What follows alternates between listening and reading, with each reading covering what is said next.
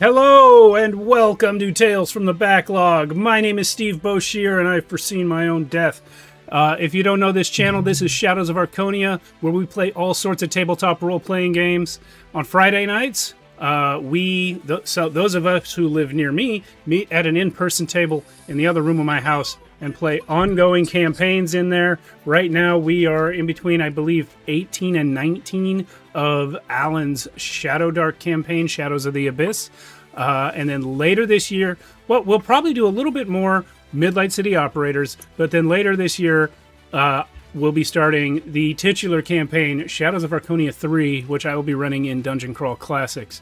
On Monday nights, like tonight, we have this whole other show called Tales from the Backlog. This is where we try out all sorts of tabletop role-playing games in this sort of remote setup, and usually in short 1 to 3 shot stories. Tonight, we are playing Draw Steel. I'm going to hand it over to Edward to tell us about it in just a minute. But first, I just want to say, if you like what I'm talking about and you like this sort of thing, join our Discord. There's a link to it below the stream. There is an application form now because bots and scammers keep coming by. But if you're real, I'll let you in. And yeah, if you really like what we're doing, you can join our Patreon, where for as little as $1 a month, which is the lowest they will let me set it. It was going to be 50 cents, but they wouldn't let me.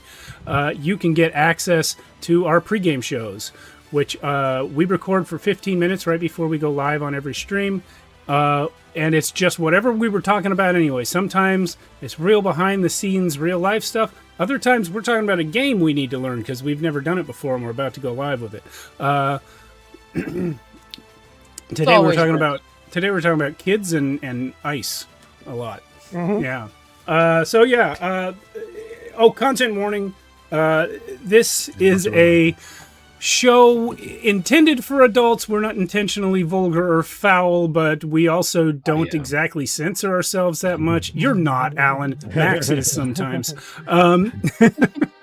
I like that you preface it that way because we're not intentionally foul. It just comes out that way. It does just come out that way. Like, yeah, I mean, we're good people, but this is not a G-rated or PG-rated show, just so you know. And it is tabletop role-playing games. It's improv. We don't know exactly what's going to happen, but things we tend to get into, dark fantasy, horror themes, sometimes sexual situations, foul language constantly, and possibly other things. So there's your warning. If you'd rather watch somebody else, have fun. Edward, tell us what we're doing tonight. Hello, and welcome everybody. Tonight we'll be playing Draw Steel, which is MCDM's contribution to the tabletop role-playing genre. Certainly my current tabletop obsession. It's sort of, in my opinion, D&D 2.0. It's the next sort of, if we took all these ideas and then could we boil them down and take out the bits that maybe don't work as well and increase and improve the bits that do work. So I'm very excited. It is a very complicated system, but we're going to step through it. It's going to be very straightforward. Well, I shouldn't say very complicated. It's a little bit complicated. It's less complicated than D&D, but that's not saying much. So why don't we jump straight in? Do we want to just get going? Or actually, first, does everybody want to say who they are? Don't introduce your character yet. We'll get there in just a minute. Okay. My name is Alan. Looking forward to seeing what this Draw Steel is all about. First time playing it. Heck yeah. I'm Cindy, and I am totally looking forward to this. Mean it? Yep. I'm Bruno. I love D&D and these kind of tabletop games, and I've played this once and loved it a lot. I'm Steve. You already heard that. I'm the producer and host of the show, and I'm done now. Okay. Let's go straight to the main screen there, Steve, if you'll take us to the first screen. And I will treat you all to a letter that you recently received. The letter begins as such. When one begins as a hero, it is often instinctual. It is a decision made in a moment. Do you run into the burning house? Do you run away from the wolves? People often discover who they are in those eye-opening moments. But if one is to continue as a hero, bravery is not enough. Strength is not enough. To be a lifelong hero, a true hero, requires something more. Study, commitment, sweat. In a word, discipline. Without these things, a hero is merely a well-intentioned hurricane. Mayhem in the waiting. It was with this in mind that I formed my academy so many generations ago, and it is with whatever remains of my life now that I will continue this quest to teach and to guide the heroes of this generation. A place has been made for you at Rowell's Finishing Academy for Advanced Adventure Enthusiasts for the semester beginning the 12th of August. Be prepared to bleed. Be prepared to be injured and healed and injured again in the course of your study. Be prepared to give your all, not for yourself, but for the tens of thousands of lives you will change for the better when you graduate. With regards, Constance Rowells, Headmaster, Rowell's Finishing Academy for the Adventure Enthusiasts, aka the School of Hard Knocks. Now, this is the letter that you received months earlier, finally securing your position to join the School of Hard Knocks. And now you find yourselves, let's see if this will actually work, in a bumpy carriage off to a place you have never been, in the hopes of becoming whatever you are going to eventually become. And so with that in mind, let's go here. Fantastic. I love it. Love it. Yeah. Behold, a tiny bumpy carriage in which you find yourselves. And now we will have to do the very first roll of the day. Take your two D10s, if you have them, please. Take your two D10s, and I would like everyone to do perhaps what is one of the most difficult things for some of you in your existence so far as amateur heroes. I would like you to roll for small talk. If you have any skill that you think might improve your small talk ability, you can add 2 to it, to your final result. I have read person. You have read person? Then I'm going to give you +2. Go for it. All right. I have a read person as well, so +2 to you. I have rolled a 17. 17. How about you, Alan? Where do you see the skills? Your skills will On the be in skill your page? character sheet. It should They're be on on the the first page. right side of page 2 of the full character sheet. There it is. There it is. There it is. Yeah. I do have read person. Yeah. Okay, fantastic. +2 to you. Okay. Roll your 2d10. How about you, Bruno? Team. Okay. All right. So I'm We- starting from so I'll start from Alan. I want to get your score, and I want to tell you what I'm going to need from you in a moment. Okay. But you had a question. It looks like, Alan. Do we add the two D10s together? Yes, you do. You roll the 2d10 and add the total together. Okay. All What'd you get? 18.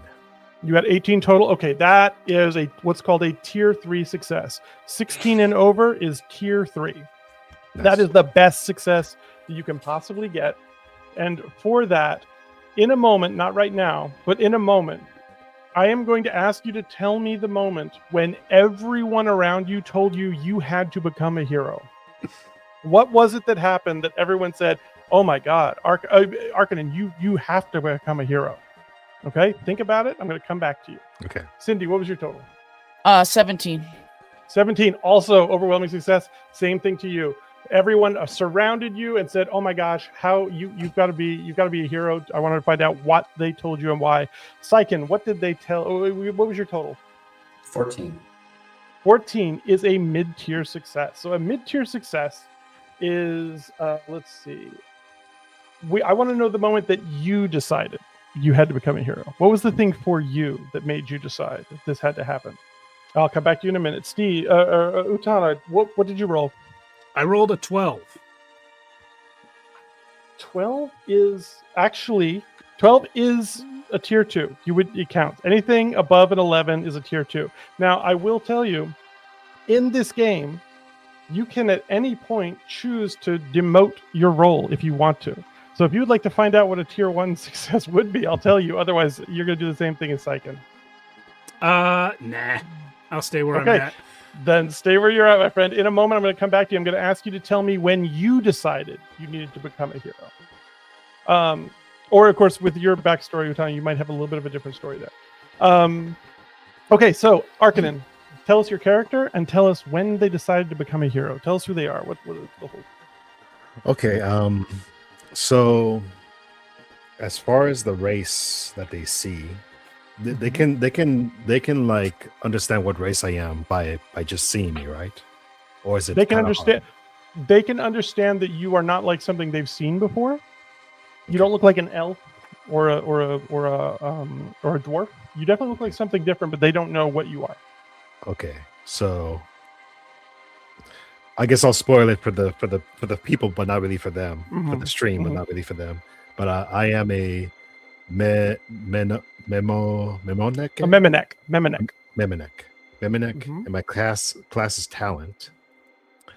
And he's basically a kind of a young guy. I would say maybe in his 20, 21 in his age, you know, and he just looks very fit, like he's been training like all of his life, and he has like long hair, very intense eyes that are like a particular kind of color that's not very rare around here. And as far as when I wanted to be a hero, I think for him, for Arcanine, he's been wanting to be a hero his whole life, ever since he was born, because his mother and father wanted him to be a hero. They basically tasked him, trained him, bred him to be a hero. So, and he loves this. He wants to make his family proud. So he's just going to do his best to make them proud. That's why he's overjoyed to be on this card right now. The way Sounds like I wouldn't have known, but Misery called you out in the chat immediately for naming your character after a Pokemon. Misery is not just that's a nice coincidence, but there's more to it than that. More to it than that. There's actually something in his backstory about this name, but this is very good. This is very His good. parents love Pokemon. They met at a Pokemon Go. No. So Arcanine doing what he was born to do. This sounds amazing. Laura Corvax? Do I have the name right? So what you see is a Dragonite. Actually, let me pause real quick. Hey, Bruno, your keyboard is a little loud, my friend. You might want. You're good. You're good. Keep going. She is. She's wearing medium armor. Her scales are a lighter type blue. Her armor is like trimmed in darker blues, with the tabard having like a lightning bolt on it. The shield she carries also has a lightning bolt on it. Right now she's got her wings kind of tucked back. Her horns just kind of go straight back, following her hairline, I guess. She doesn't have hair, but that's what it kind of looks like. what color is she? She's basically blue. Oh, I'm also like a light blue. So Yeah. you have the blue. So it's not like a one tone color all throughout. I mean, there's like lights and darker blues depending on where you're looking. But what was that moment when everyone told her you have to do this? There were she heard some rumors of cultist problems in a village, taking children and women, and she went in and took care of that, but in the process, because of who was doing it, like a higher official, she kind of ended up destroying some things incidentally with maybe some lightning. And while they were grateful for her help, of course, they recommended that she attend this college to kind of hone her skills. Though she's not really sure why she needs to hone her skills so much. But so this is she's on a bit of a learning journey, that it sounds like. yeah.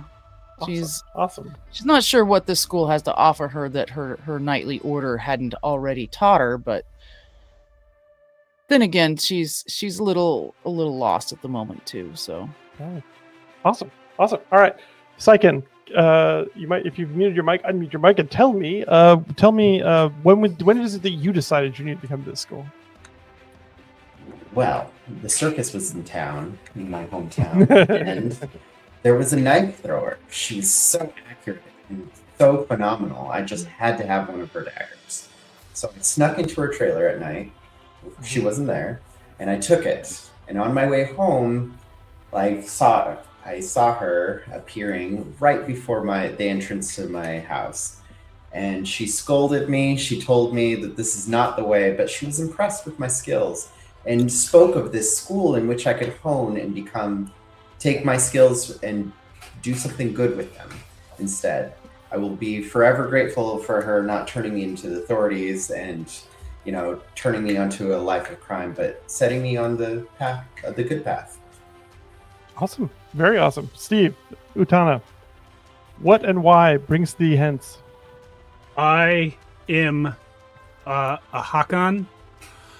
Most of you, Syken, are you a human?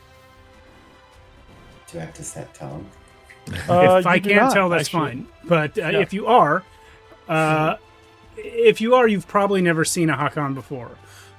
We tend to stay away from people, and I'm not sure if the book specifies about the other races here, whether you would have seen one, but the thing about Hakon is there is a superstition around them that is actually true. The superstition is that if you see one, something terrible is going to happen, because a Hakon often foresees his own death and tends to only travel to other places outside of their community in an attempt to fulfill that vision. So whether you guys have heard that or believe it is up to you. But what you see is a huge, huge person. I'm completely bald. I know my artwork there has some hair, but Utana is bald. The skin of a Hakon looks like stone. It's skin, but it's like stone colored. And we are descended from giants. So we're it says my size is 1L, and I actually haven't found how big exactly that means. So but I think 1L like is a size up from medium, which is the average, human size. So what that means is inside this carriage, it's really mostly Utana, and then all of you are sharing the rest of it. Like, yes, trying to keep it all together. Also, I'm in full plate mail. And probably unlike most of you, I have no weapons. I'm in full plate mail. My kit is mountain and pugilist, because as a tactician, I get 2 kits and I can benefit from both of them at once. So mountain and pugilist means I just punch people with my gauntleted fists. The thing is, nobody told me I had to go to this school and learn how to be a hero, because I'm not. I do have some skills and a heroic-ish background, but I'm the new assistant groundskeeper. I'm coming for a job. So Hagrid, got it. I didn't say Hagrid to Edward at any point in the conversation. Notice he didn't say what I said in return. So now imagine the 4 of you quashed together. Those of you, perhaps some of you are going, my gosh, half of this carriage is filled with blue-skinned people. Most of you going, my God, this is just all a stone man. And then the rest of us are trying to squeeze together. We have one who was born to be here, one who had this thrust upon them, one who was told, encouraged even, teased with a future where they might actually be able to do some good in the world. And finally, one who's just here to get the job. My friends, if you'll pull the camera back just a little bit, Steve, finally, after so much travel, let's see if I can get this thing to do. Yeah, after so much travel, you arrive. Nice. At the city of Rawlsfoot. And as you do, let's do the. Go ahead and move up a little bit, Steve. Go ahead. I see. Yeah, Like, yeah, I know. yep. Even though it is actually not Just zoom visible out. yet. there we go. Yep. Now This see, is Fog of War. I was like, what's this black? Okay. Yes. You land in the town of Rawlsfoot. It is not as busy as you would have thought, being the jumping off point to get to the school, which is some miles into the woods. You kind of were hoping for more of something, a little more of festivities, a little more pomp and circumstance. It is effectively dead. The marketplace is almost totally empty, except you can hear some squabbling between some voices right over here. And if you would like to listen, you may, or you may decide what you want to do. Probably get out of the carriage would be a good idea, but your choice. If you The squabbling is Laura here. would like to get out Yes. immediately.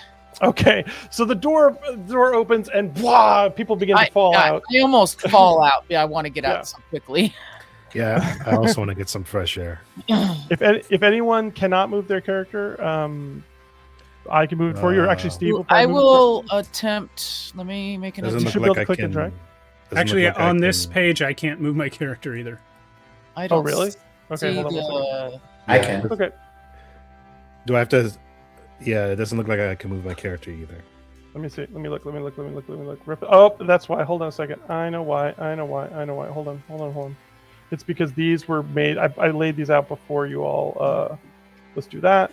And then this one, as you can, Bruno. That's right. I would have done yours, and then I'll just set yours up as well.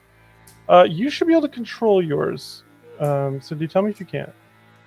Okay, I'm not Now- seeing.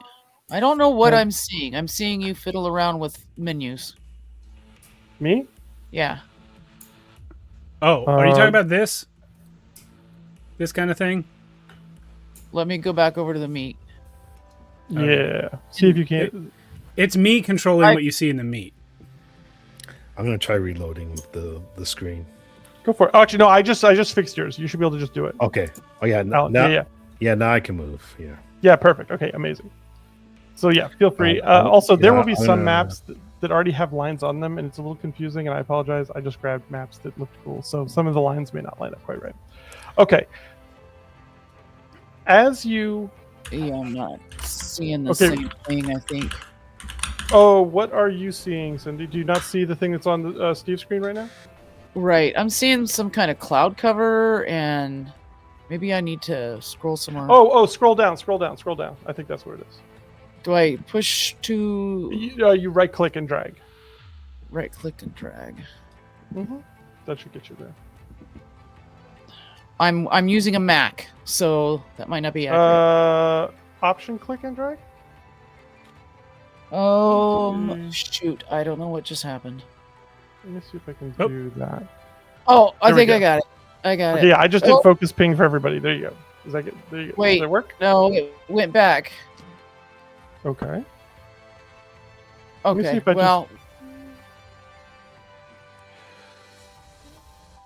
Oh well, let's work on this and we'll, I mean, we'll keep going. Yeah. I mean, we can move we'll you keep if you going. want. Yeah. I'll let Steve control my person, and for now. Yeah, But you want yeah, to give me we control will for her? Yeah, absolutely. Yeah, Let me, but I don't um, want to take up too much time on. That's okay. We'll sort it out as we go. I'll just edit this. I'm also going to say can be edited and controlled by Steve. There we go.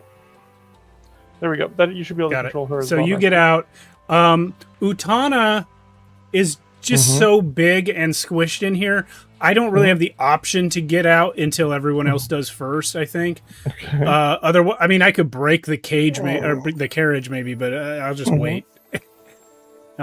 So, go ahead. Yeah, do Cindy, that? where do you think Laura Koravox is going to go here? If she hears an argument, Mm-hmm. she's probably going to be curious about that. And so it's very interesting that does draw your eye, because what you can see is an older woman who's sort of in loud, angry conversation surrounded by goblins who are also having a very loud, angry conversation with her. And I want you guys to just imagine the shot for a second is the carriage rolls up into what the town of Brawlsfoot, and the door opens and literally people just start falling out. And when you think no one else is going to fall out, an enormous stone man peels himself out from inside the carriage and slowly steps out into the green. And the springs just go. Yeah, exactly. Oh no, the carriage suddenly released, remembering what freedom feels like, is now finally able to breathe. And you realize this carriage is actually much younger than it appeared when it first rolled up, because when it first came up, it seemed utterly defeated. But it actually still has a lot of vim and vigor left in its life. As you exit, you hear the arguing going back and forth. That's not fair. You told me that I was supposed to get this. Shut up, woman. They're going back and forth, back and forth, back and forth, back and forth, and you can see these two right here. Let me see. Can I ping? How do I ping? Just click and hold. They're perfect. Perfect. Those two guys, that one right there draws a knife and holds it up to the old woman's throat. And so these guys look different, but they're all goblins. They're all goblins. Yeah.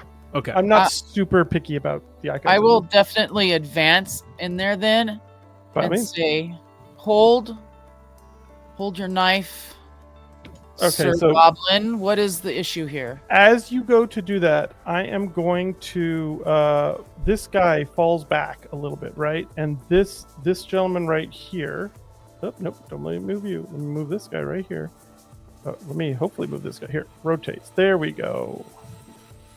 This guy turns around, and this guy turns around, and they both come and look at you, and they sort of stand with sort of a bruiser energy, like they get in your face really fast, and you can tell they're really strapped and like muscular for 3-foot goblins. I was gonna say, but they. Yeah, no, you are fully their height and then some again, but they do not seem afraid of you. They just stand and go like, "Back off, lady. We're doing business." You're muted. You're muted, Bruno. Edward, I have the sneak hide trait. May I sneak and hide behind everybody while they're talking? You absolutely can't, because right now you are standing by that statue, which is currently obscuring you from everybody else. You absolutely are hidden. Go for it. You're hidden. They don't see you. So can I just like move back here somewhere? Yeah. Give it a shot. Yeah, we'll go ahead and say you can do that. Go ahead. What were you gonna say, Cindy? So I'll stand really tall with my shoulders back and kind of hover over them and say, what sort of negotiation requires a knife to an old woman's throat? So as you say that, okay, this little guy right here, he's chittering, he's talking really fast, and he gets up. This guy still has the knife on the old lady's throat, but this one right here comes up to you and goes, hey, who are you talking? Who are you talking to? Who do you think? And then they stop. And they like look, and then they look at like all of you. Does anybody here speak Goblin? Goblin. Let's see. I think no. For me, no. It says +2 languages. I could speak Goblin. Okay. Do you have a good reason why you might be able to speak Goblin? Well, I've been in many campaigns. All right, fair enough. Let's say for a time you had some kind of engagement either with or against goblins. Let's say, because goblins are not inherently evil in this world. They're just that's another group. Okay. I don't think I know Goblin. Yeah. Okay. So that's fine. So we'll say Cindy does understand it. They don't realize you understand it. Okay. But they turn back and talk to each other, and they go, "I think these are fucking heroes. Are these fucking heroes? What the fuck day is it?" And they start chittering back and forth, arguing about what the day. And they say, no. We got like 2 more days at least. 2 more days at least. And they turn around and go, hey, are you looking for the school? Is this not the school? This is not the school. Does this look like a school to you? And he just like points around, and he's waving really free with the dagger. He's like super free with it. But it is not a very big dagger. He's like, does this look like a school to you? So I pull out my dagger and raise it. I'm behind the goblins, and I point to Tana, and then I point to the dagger and like make a little gesture like yes, no. I'm gonna I was waiting to see what Arcanine was gonna do. Well, Arcanine was just gonna come over and support Lori and just stand next to her and say, I believe the old woman would like to spend time with us for a moment. Do you know her? Do you know him? The guy like turns back. The woman's like, she gets very flustered. She says, no, but she like you could tell the moment she says no, she immediately wishes she could say yes, but she was just like caught in a moment of honesty. Can I speak to her in her mind? Yes, you can. Yeah, totally. I want to try to speak to her. What I'm gonna try to do? I'm gonna try to speak to her in her mind and tell her my name and why I'm here, and she's gonna pretend that she is my advisor to help me get to the school. Okay, you say all that. I basically say all that to her head, and I also tell her to relax. I'm not trying to hurt you. I'm just trying to help you. So, Archonia, one of the first things that happens when you connect with her is this is one of your first maybe landside connections that you've had. The moment you touch her, immediately you feel this chemical rush, like oil, like oil on fire, blasting into your brain. And it takes you a minute to rationalize, like, what is this sensation even as I've touched her mind? Like, what is happening? And you realize it's her emotions. And they are like almost overwhelming you, right? And you realize like, this is like, they're just like on tap all the time, right? So you say these things to her. And as you say that, you can hear the symphony of her feelings spikes in a weird and like almost like violin way. It like gets louder and more astringent. And she says, "Fuck me, ghosts." She just says that out loud. I have no idea that happened. Yes. Oh, she does say "fuck me, ghosts" out loud. Yeah. But no one has any context of why. Okay. But then she looks. She doesn't know who to look at, so she's looking at everyone to like get a sense of like, is it the goblins? Like, what the fuck is this? Because she has never heard your voice before. She doesn't know. I try to signal to her that it's me by raising my left hand. Okay, so wait, camera shot is panning of all the different people, and she's just going, "What the fuck?" And he does the voice, and then you just as you pass by, there's a creature with blue skin, and he just goes, "Yeah." And I've been no one sees you. I've just been staying by the carriage, stretching out the kinks. Right, sure. And then I will very largely step over to my traveling companions, and I feel like at this point, Utana has spent enough time traveling through the lands to understand that his size is not the only thing people react to when they see him. Like I was discussing, people know when they see Hakan, he might not be here for a great reason. So I'm just going to walk up very largely in my full plate mail and say, "Everything okay over here, guys?" Okay, so imagine, so this is the scene right now. We have man with dagger in the background, like, sure, no, Hakan says no. Then we have Cindy trying to intercede. We have Archonia like trying to touch her mind, say, "Hey, just go with this. We can sort it out." And then we have the enormous Utana just comes and lumbers over, right? Finally, like when the lead goblin like takes the scope. By the way, the size of these goblins is noticeably different. The sort of lighter color ones are bigger and meatier and stronger, and this guy's just wiry and tiny as hell, right? But he's got the dagger, and he's clearly talking. And he goes, "All right, listen." He's like looking at all of you. He's like, "All right, you're clearly here for the school, right? Can we just be honest with ourselves?" Yeah, I'm got a job there. You all came here to be heroes, right? I am always honest. I came to be a groundskeeper. And I say I am a hero. So like he takes in the full spectrum of all of your reactions and goes, "They're not heroes yet. Fuck them up, boys." And then they just immediately launch on you. Okay? Little do you know. So now we will do... What's that? What'd you say? Little do you know, this is not my first groundskeeper job. I've always been a groundskeeper. Now, instead of rolling for initiative, we say the classic line: "Draw steel, everybody." Oh, Nice. I like that. So Draw here steel. is how rolling for initiative goes in Draw Steel. Okay, I will say, let's go. The way it works is, in fact, actually, I can just. I'll tell you what. How about Archonia? Why don't you roll me 1d10? Okay, just one.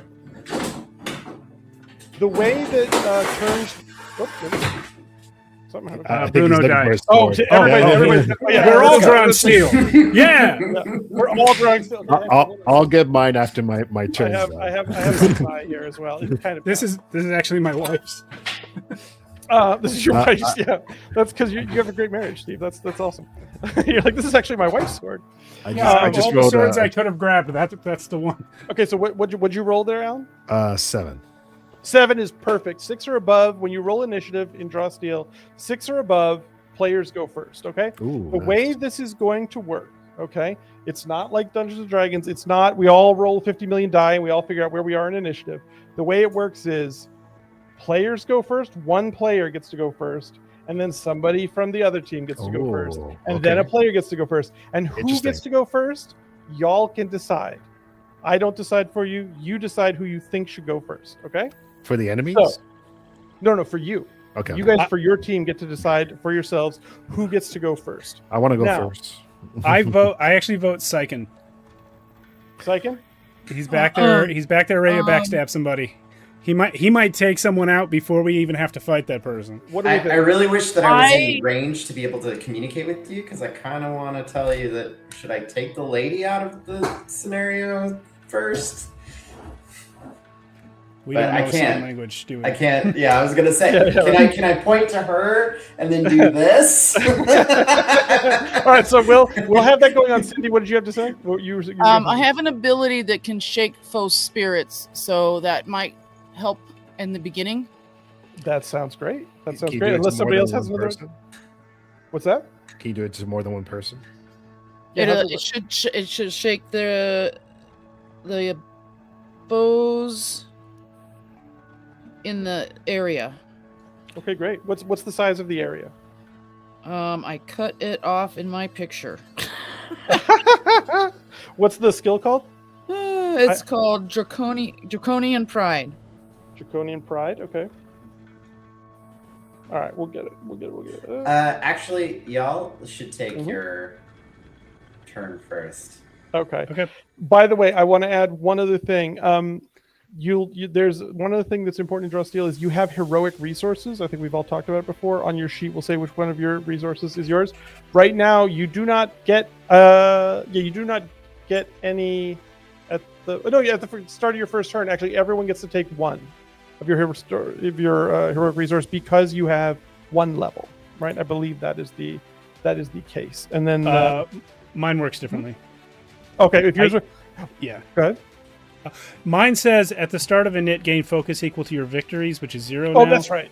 That's And what then I at the just start- realized I'm the one who gets to. I'm the one who gets it based off level. Yeah. The director also has their own resource called Malice. It's a long story. Don't worry about it. It's not going to hurt. Okay. And then at the start of my turn, I gain 2, period. Yeah. Okay, that's what it is. At the start of your turn, you have some method for acquiring your resource. Cindy, is Cindy going to go first, or do we want Syken to go first? Syken declined. I think Archonia wanted to do. I have to roll a 1d3 for my insight. Yeah. At the start of each of your turns in combat, you gain 1d3 insight, and insight is my resource. Yeah. So when is your turn, you will roll a d3 and you'll Gotcha. get one of those. Do I mind. want to explain my kit as to why I don't want to go first, or No, You don't have to. Okay. You don't have to. No, I'd rather let it be a surprise. It sounds like Cindy's the move, unless somebody else has another. Yeah, turn. yeah. Just do Cindy for now. All right, let's start there. And Okay. you said you say it's Draconic Pride. Do you have all the details for it, or do you need me to look it up? I have all but what that cut off the area. Okay, that it Alpha. affects. Okay, there it is. It is a 1 burst. Okay, cool. So I think it is just a 1-sided square. Let me double check here very quickly. Yeah. Cool. I brought everything except my little cheat sheet up. Okay, there we go. Okay, so it's the distance. Okay, so you can do a burst is going to be. I forget exactly what the size of a burst is. I think the burst is going to be. Oh, each enemy in the area. What? Yeah. Okay. On the side. Okay. Holy cow. Okay, you just get to do it to everybody, I guess. God. Sheesh. All right. Is Yeah, it like that's some good. AoE going on? Yeah, it's some real deal AoE. Okay. Nice. Go. Okay, so Cindy, roll me 2d10. And yeah. So I'm gonna roar and say, I think you guys just want to leave. Let's go. What do you get, Cindy? 6. I got a 6. You got a 6. Okay, so a 6 is a tier 1. Anything 11 and under is a tier 1. Okay, so you do 2 damage to literally everything. Is that really true? I'm going to go with it for right now. So that's 1, 2, 3, 4, 5. Okay, so that's 4. Right, so you basically do 4 times 2 is 8. Oh my God. Okay. All right. Fine, Cindy. Fine. So what's going to happen is, okay. So what you do in that moment, like they're all, get them, motherfucker. You just literally plant your feet and bellow at them. Okay. And in that moment, they remember, oh, you are like a 6.5 foot tall dragon person. Right, you are not. This is not we're not at the county fair having a bartering situation. And so what ends up happening is this guy right here, this gentleman right here, falls over unconscious. Like he is gone. Okay, this guy right in front of you also falls over unconscious. This guy crashes. Yes. Sir, I'm sorry to interrupt, but you indicated that you couldn't remember how burst works. The number in front of the word burst is the radius. Mm-hmm. So the area is 1. It's 1. Okay, so that will still work for this particular thing. Like I won't do the damage to the other people, but that's actually really good to know. So it's literally a 1 radius. Like it's like can I do a? Can I do a roll? Like it's like this basically. I believe so. Yes. Yeah. Okay. Cool. No, that still works for what I was going to do. But yeah, entirely. That's actually really good to know. Okay. So a 1 radius right in front of them. You basically get all the ones that were right in your face. Okay. Okay. You are still going to have taken out. Actually, I'm going to do one thing. This guy is not actually out yet because they can take a little bit more. I'm wondering if the burst is for the push. No, I think it's for the damage too. You do damage in that. Okay. Yeah. Oh, by the way, did you add your might? Oh God, I did not. You should do that. It doesn't. In this particular case, I don't think you got enough might to push it over, but that would have been an 8. That was 2. What if I had added? You have kit as well, so you have kit as well, so that actually would have been another +2. So that would have been 4 to 6 is 10. It's still not quite enough. But don't forget to add your kit and whatever your stat is, right? Okay. So, okay. So, by the way, this is really good. When you see on your power, it will say power roll plus an attribute, right? So you take whatever the value of your attribute is, and you add the 2d10. That's a power roll, right? So it's still going to be the 2. You do not get to push them because they are not, because you did not get the higher roll, right? So nonetheless, the dude that was like yelling at you and trying to start the whole thing, you literally shouted him into unconsciousness. Like the impact of it smacked him in the brain and gave him like minor concussions. He's out. He's gone. Okay.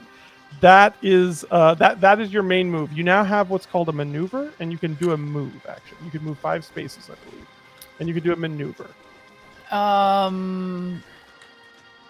You do not have to, especially since we're using this turn as like a practice round, is to kind of get. Yeah, I will just. If you don't have anything prepped, like one menacingly looking step forward. Amazing. Any of them rest that can see me.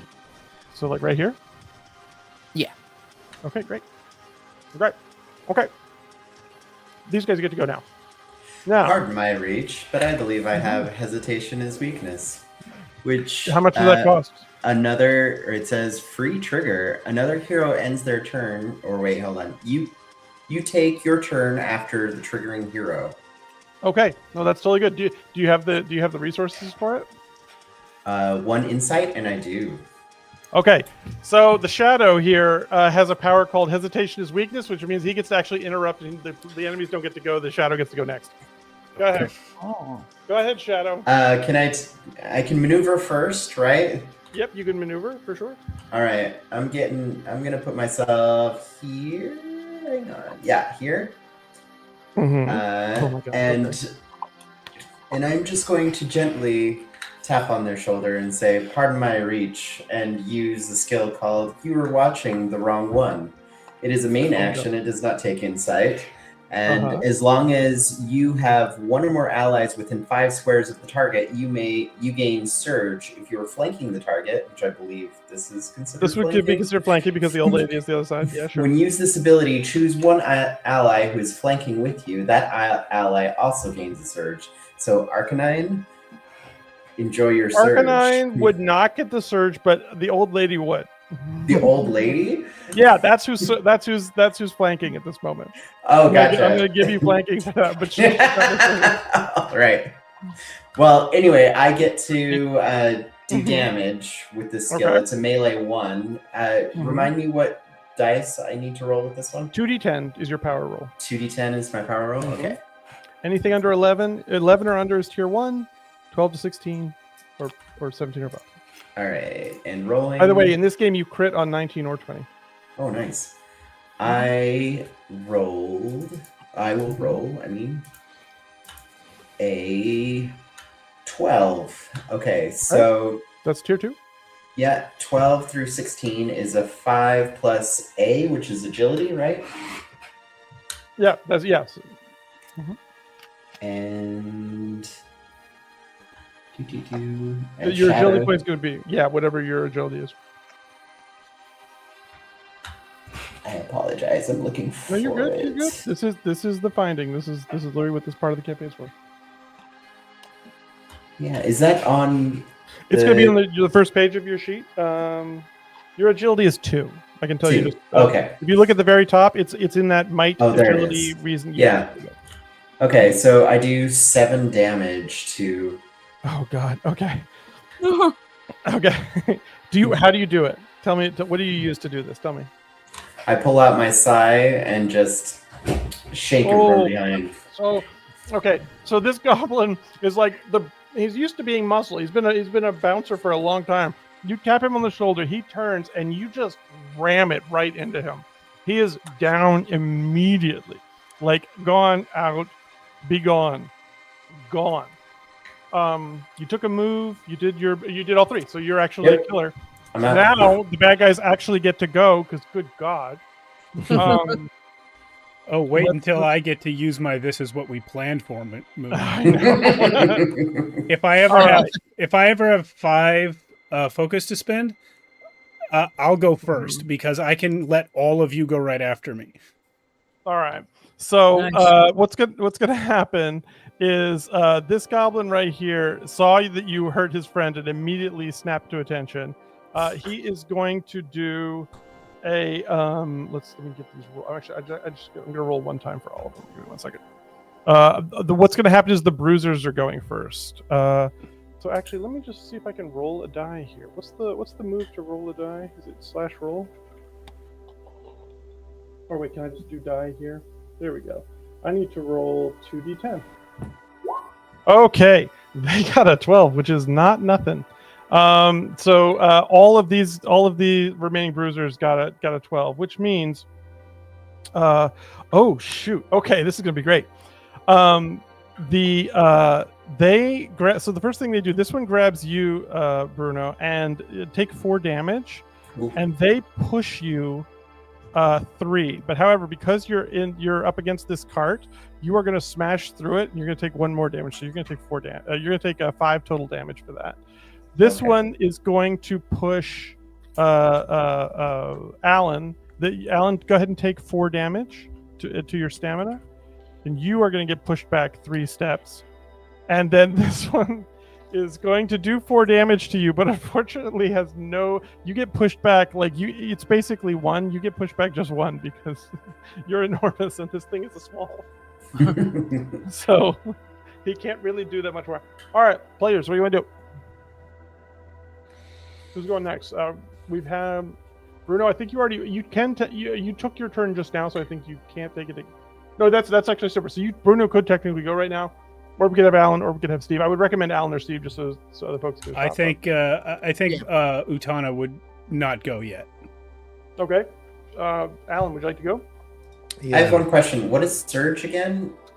So a surge. You have one surge right now. You can spend a surge to do your to add damage to your attacks. Oh, okay, that's right. Yeah. Yeah. And it will add the value of your highest skill. What you're going to find is that everything is just what's your stat. So, like, for example, your stat is going to be agility. Somebody else is going to be might. It's that kind of thing. So, what do you want to do there, Alan? I'm trying to see if any of my skills can target multiple enemies, but I don't think I can. I think I can only do one at a time. Okay. From what it seems, because it says if it says target, that means one enemy, right? No, it may say Yes. it may say target and then multiple. It may say target. I'm just gonna do.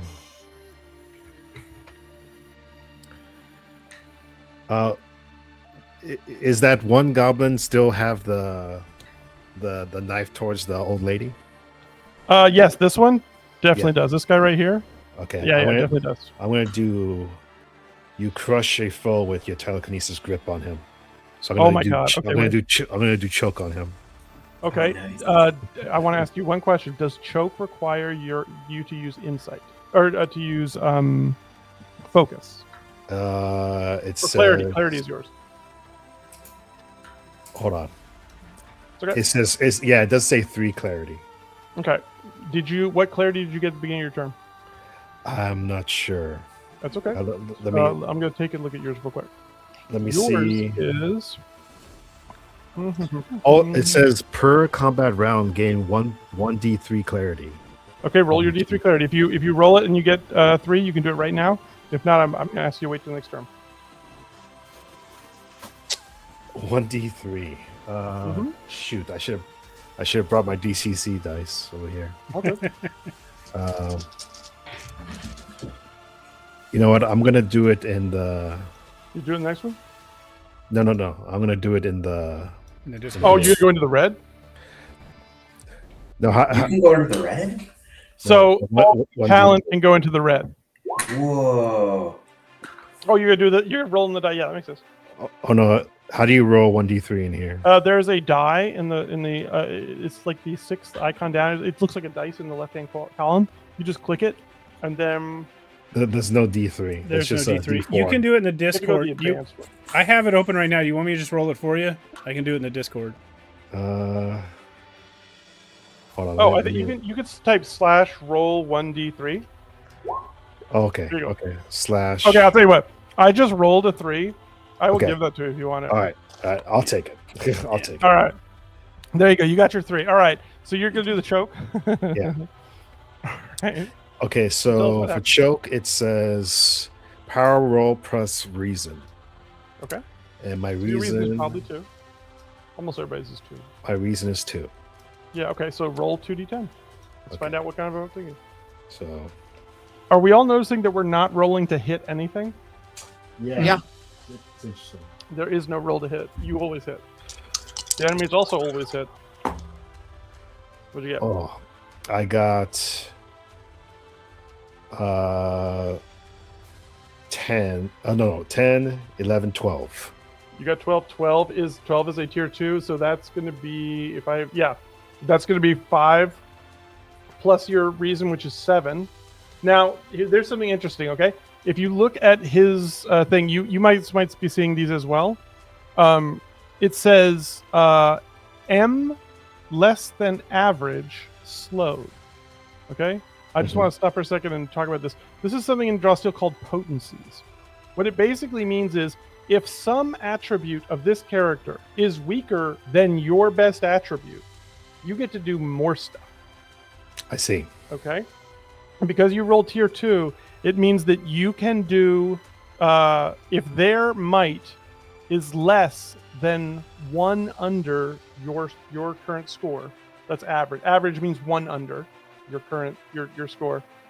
You're going to get to do more stuff. So I'm going to check really quickly to see what their might is set to. Their might is unfortunately their might is strong enough. They're actually all they are is oh wait, no, hold on, that's not true. No, forget that. That's a goblin. No. Okay. Not only did you grab him and start choking him, but he is slowed. Okay. And Because it says his might was less than your reason. and he says you can vertically pull the target up to 2 squares if the target is made restrained by this ability. He is made restrained. This force movement ignores their stability. Yeah, so stability is how much you can resist being moved. Everybody has 1 except for Steve. Can I just does he survive this? Not for long. Okay. Because I want to like choke him and then throw him like 2 spaces like off to the side, you know? Oh yeah, okay, perfect. So you literally pick this dude up. Then the dagger clatters out of his hand. And then what do you do with him? And then I you know what? Can you said 2 spaces, right? Yep. Can I just throw him into the goblin in the back? This one or this one? The second one you just hit. Yep, you certainly can because that is 2 spaces. So I just like whoosh, like full on like Sith Jedi and throw him over there. That's cool. You throw him. So first of all, this guy's dead. Yeah. Because you picked him up, crushed him, and threw his dead body at his friend. His friend was just starting to turn to realize that the fight was on. Because remember, he just said, "Fuck him up, boys." Literally, the body hits into him, and he gets knocked back for 1 and takes some damage. So he's already like, what the? He literally just got clobbered by his cousin. That's what just happened. His cousin's body just got delivered direct mail to his head. And may I say something to them after I do that? Course. Yeah, of course. And I say, if you surrender now, you may survive with your lives. Okay, hold on. That was actually because I just pretty much force choked and killed one of the guys in front of them. And, I know. And so I don't know if there's morale checks in this game, but there are. And let me see. That was pretty fucking creepy. Yeah. Let's see. Okay. Okay. I rolled it.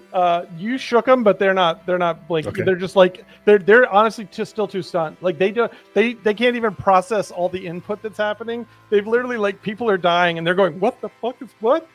So they have not yet, like the adrenaline hasn't even kicked in yet long enough for it to wear off for them to have heard what you just said. But that was nonetheless an incredibly badass thing to say. Okay, so now it's these guys' turn, and they are freaking the fuck out, and they don't know what to do. So they are going to do the only thing that they know to do, which is they are going to move right here.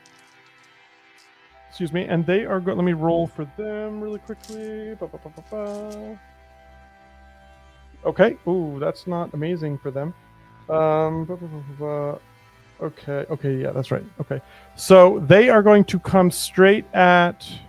Actually, this one is actually going to go over to Syken, because that's you've been smashed backwards into the thing, and they're going to be like, cool, and jab at you.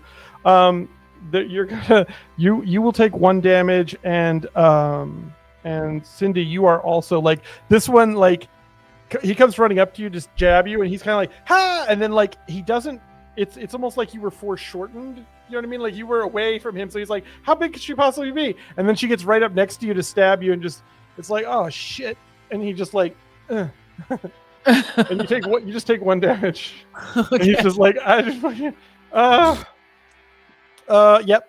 So that's his turn. While you guys decide who is going to go next, Let's see. Well, yeah, it's gonna be okay. It's gonna be one. okay. Great. Yeah. While that's happening, hold on. You are. I think that I can go as well. Like yeah, that's right. You still have a turn. But you should. But if you want to go, like you can take it. Yeah, you can. Okay. You used a power to basically take a turn. Yeah.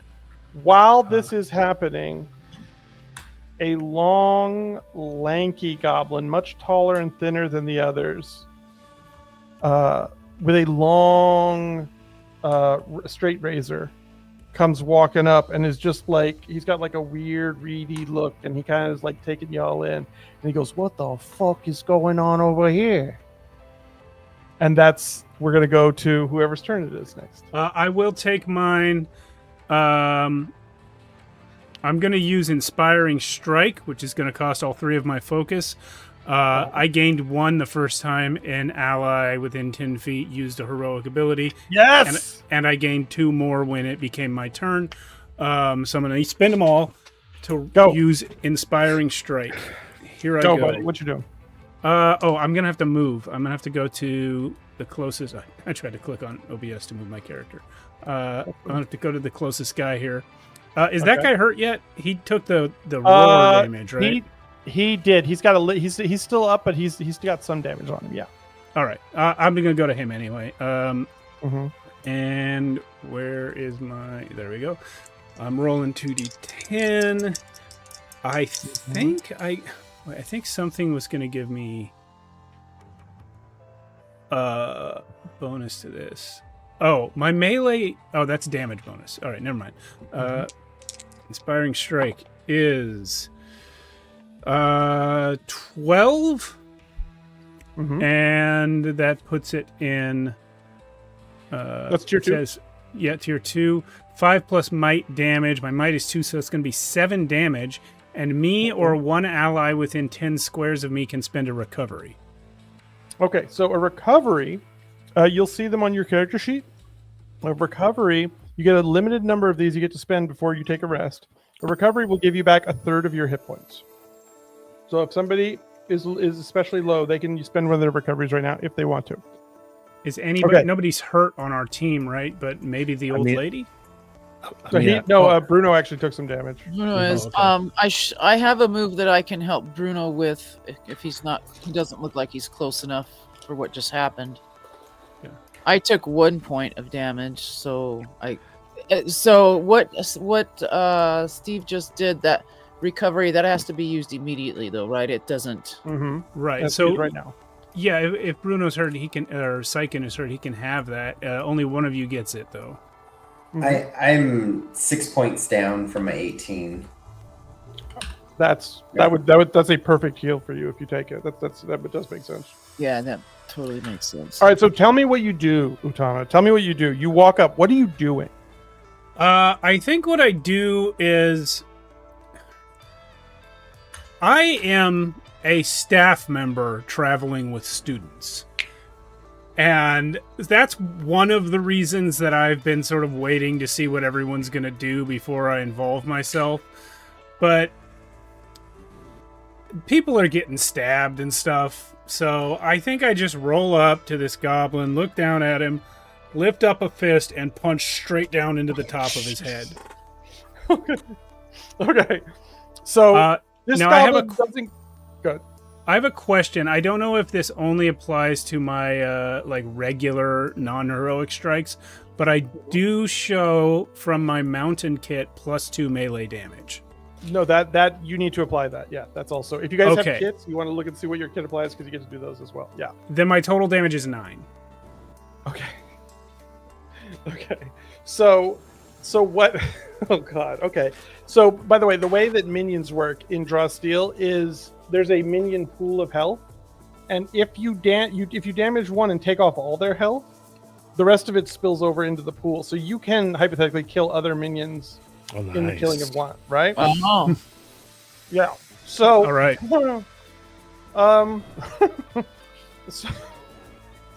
So you walk up, and just with a fist the size of a like a bowling ball, just comes down on the top of this goblin's head. And this is the big goblin. This is the bruiser goblin.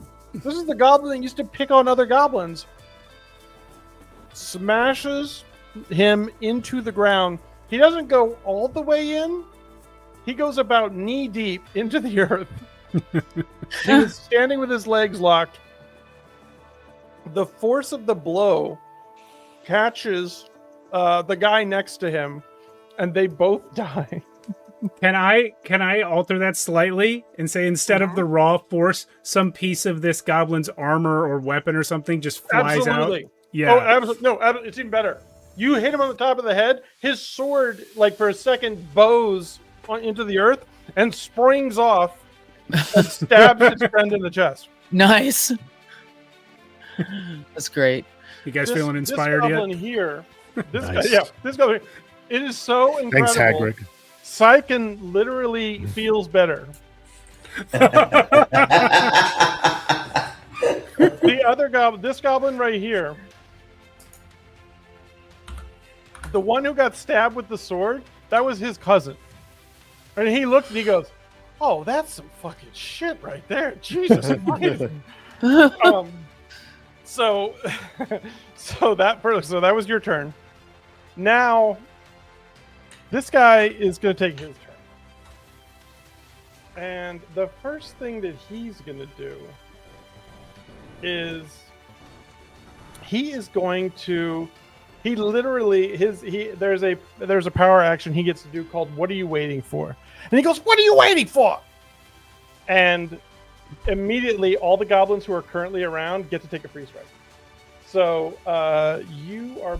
it's going to be Syken and it's going to be Cindy.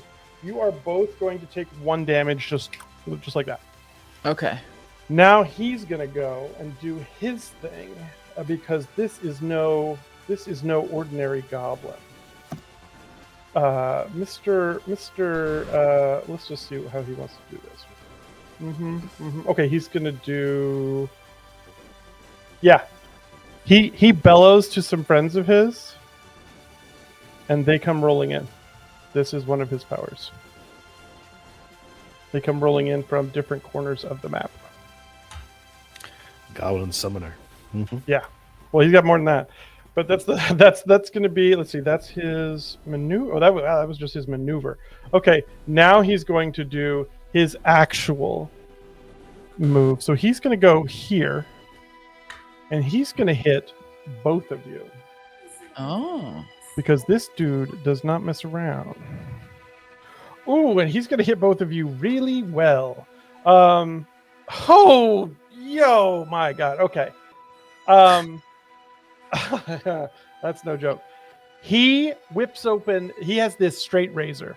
He whips it open, and you can see this dude handles it like poetry, man.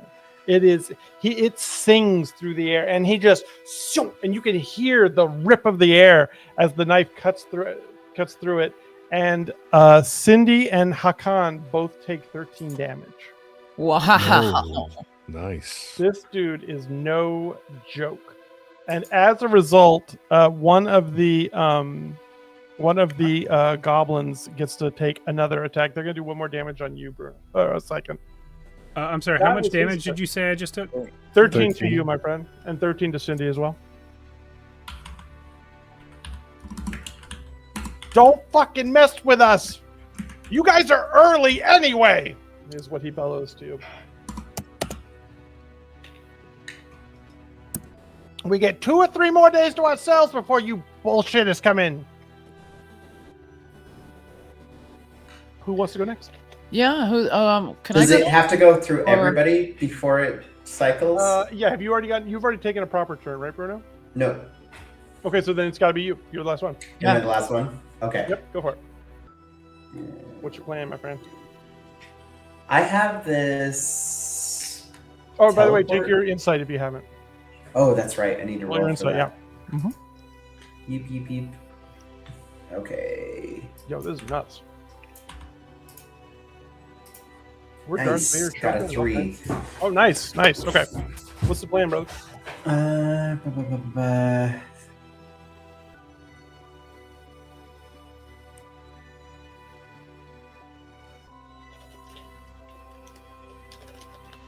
Oh, dang it. I had a really cool ability that I could have used when I got hit. All right, we'll save it for next time. Or if It's you want- okay. Oh, yeah. No, I'm good. Black Ash teleport. Oh, let's go. I can teleport up to 5 squares, Uh-huh. right? Plan. Does that have to be like linearly, or can I just like? So 5 squares is literally if you okay. So the way that the way that Drosteel counts squares is diagonal, like this to this. Actually, here I can draw lines. Can't I? I can draw lines. This to this. Can I do it? Yeah, there we go. This to this is 1 square. Your lines do not appear. Oh, now they appear. Yeah, okay, this to this would be 1 square. Okay, the only time where that is not the case is when moving through the square. Like if you went diagonally, it doesn't work. If like I'm trying to see if I can find a corner spot. Okay, so do you see right here? If y'all can look down at the right here at the corner of the hey, stop this thing. There we go. If you look down at the corner right here, actually, I just realized I can just bring everybody's attention right here. Where?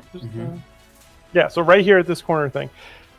The only time it would not, you can't go diagonally as a single action or as a single move is when crossing the diagonal would mean that you would like if going through from this to this would mean that you couldn't walk, like you couldn't enter this space. Like you see how the corner of this thing is kind of in the way? Yeah. That's filling that space. As long as there's nothing filling the diagonal space that you're skipping over, you can just do it. Oh, that makes sense.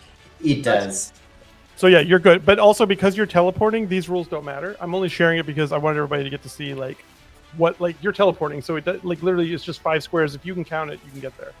Is this space available then? That I'm pinging? 1, 2, yes, because you can do yeah, cause I'm just gonna move you real quick. You can go like this, actually this. Yeah, that's like 4 squares now, so you can totally do that. Because your diagonals for teleport are not limited. This space is open. Yeah, you can do that. Okay, so I'm gonna teleport to that space. Okay, and then what happens? And then I'm going to use You're Watching the Wrong One again. Okay. Oh, okay. Yeah, go for it. And I'm gonna backstab this. The big one? Mm-hmm. And I'm gonna give my surge to what happened? I refreshed and I'm not on the page anymore? I don't know. If you refreshed, you might need to give it a second to just load. Roll20 can be slow with that. Gotcha. If I hit focus ping, will that? Oh, it put me in the tutorial instead. Oh, in the actual tutorial? Yeah, which is really weird. Okay, that's okay. I can use the map. Yeah, go for it. Okay, so I'm gonna use You're Watching the Wrong One, which if I'm 5 squares within a target, I gain 1 surge, and then if I'm flanking, which I am, you are definitely.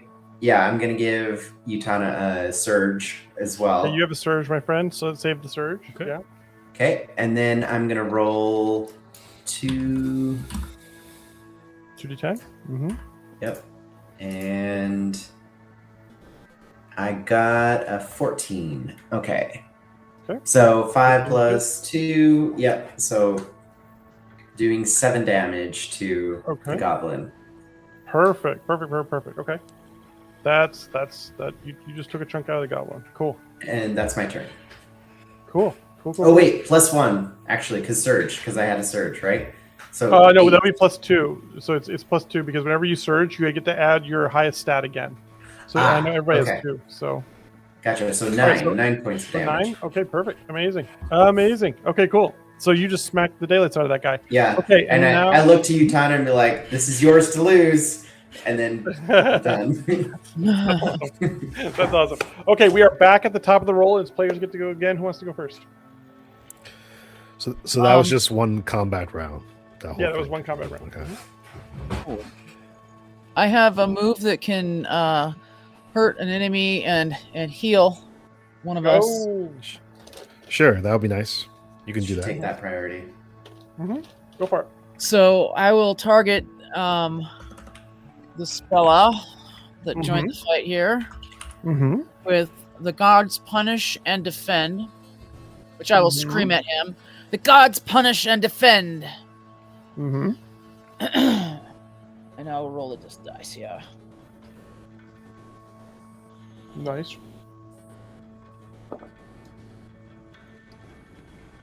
Oh. That's really nice. I rolled a 9. So you rolled a 9. 5 plus your might. The 2 was. That's the 2. Yeah, that's included in the 9. Oh, sorry. Yeah. Okay. So you roll a 9. That means that's a tier 1 result. And if you look at your list, the tier 1, the one that says less than or equal to 11, you get to do whatever the damage is on that. I happen to be looking at your sheet, and I know that you do 5 plus M holy damage. Yeah. So M is your might score. What's your might score? 2. Okay, so you do 7 damage.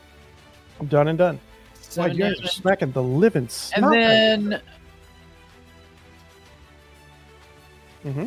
What was it? I can spend a recovery to allow myself or an ally within 10 squares to regain stamina equal to your recovery value. My recovery Your value. your recovery value is 1/3 of your max health. What's your max health? Okay, let's find that out. My max health is 29. Nice. Okay, so your recovery is going to be somewhere in the neighborhood of like Okay. 9. You have to round down, so it would be 9. So if anybody wants to heal 9 hit points, they can right now. I've you only have to lost. use one. I've only lost 4 so far. Okay. I'll take it if no one else needs it badly. I'm down 13. Yeah. Oh yeah. Yeah. Dude, take it. Go ahead and Yeah. take it, and then if I get a shot to do this move again, then I can Mhm. take it for myself. Thank you There very is much. also, not that you need it right now, but there is an action you can take where instead of fighting, you can catch your breath. Catching your breath just spends one of your recoveries. You get 1/3 of your health back. Right. The way this game works is when you run out of recoveries, that's when it starts getting dangerous, right? Up until then, you're going to be kind of a superhero. Okay, so you just went, and so now I'm going to say that the Goblin boys are going to go. Actually, to keep it quick, we'll go to this big old boy right here, and he's going to do, he's going to go here, and he has you flanked, so he's going to get +2 on his roll, and then he's going to roll, and he's attacking. Let's see. Okay, so that's 9. That's 9 plus 2 so it's 4. So he got a 13, which is a mid-tier roll. So he's going to do 4. Okay, so he's going to do 4. I'm going to do this just because it's fun. He's going to do 4 damage to you, Lori, and he's going to push you 3. And because you have nowhere else to go, you're just going to hit into this. You're going to push this guy backwards. He's going to take some damage. You take an additional 2 points of damage. So you're going to take a total of 6 points of damage. This guy is also going to take another. That puts me 6. I parry. You have 6 health. I have a triggered action. I parry. Parry, go. A creature deals damage to target. Target of this ability is Lori.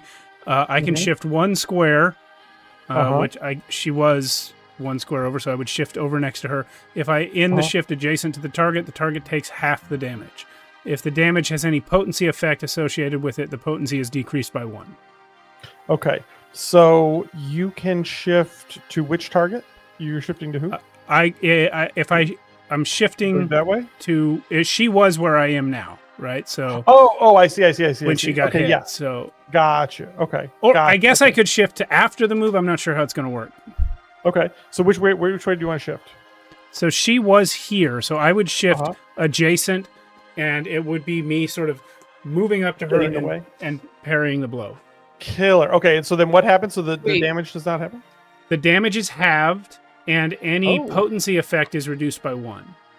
Okay, great.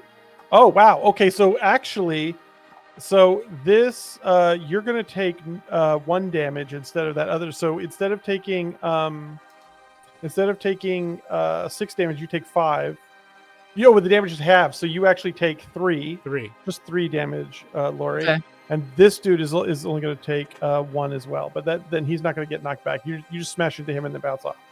Well done. Okay, that's awesome. That was really well done, Steve. Also, way to look out for your triggers. That's I didn't really bring it up, but like this is a big part of Draw Steel is you have triggers and things that can happen on a turn. Okay, so that's going to be okay, cool.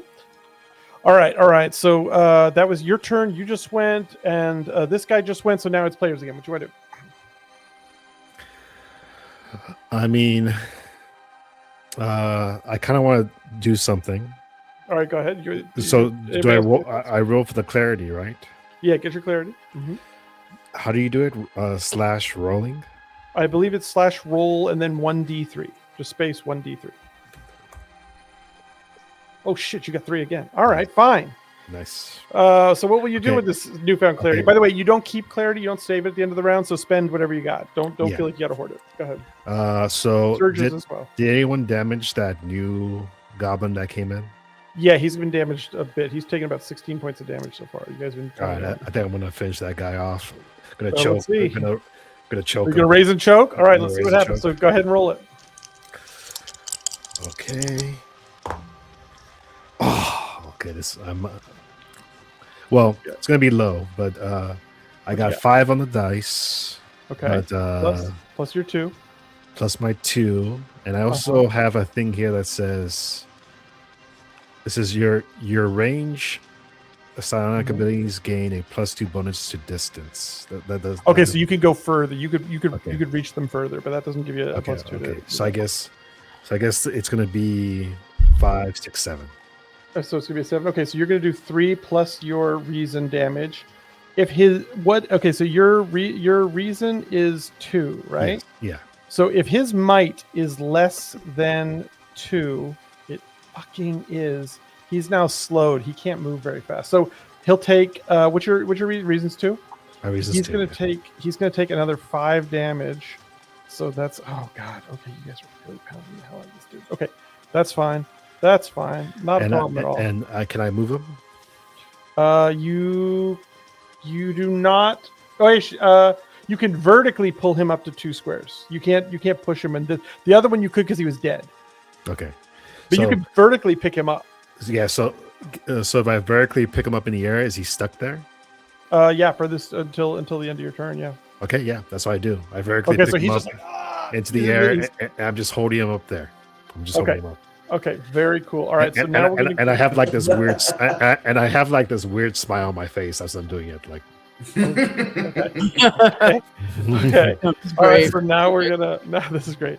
Now we're gonna get our fast talking boys in here, and they're like, "Hey, let the boss go!" And they're gonna start running. And this guy,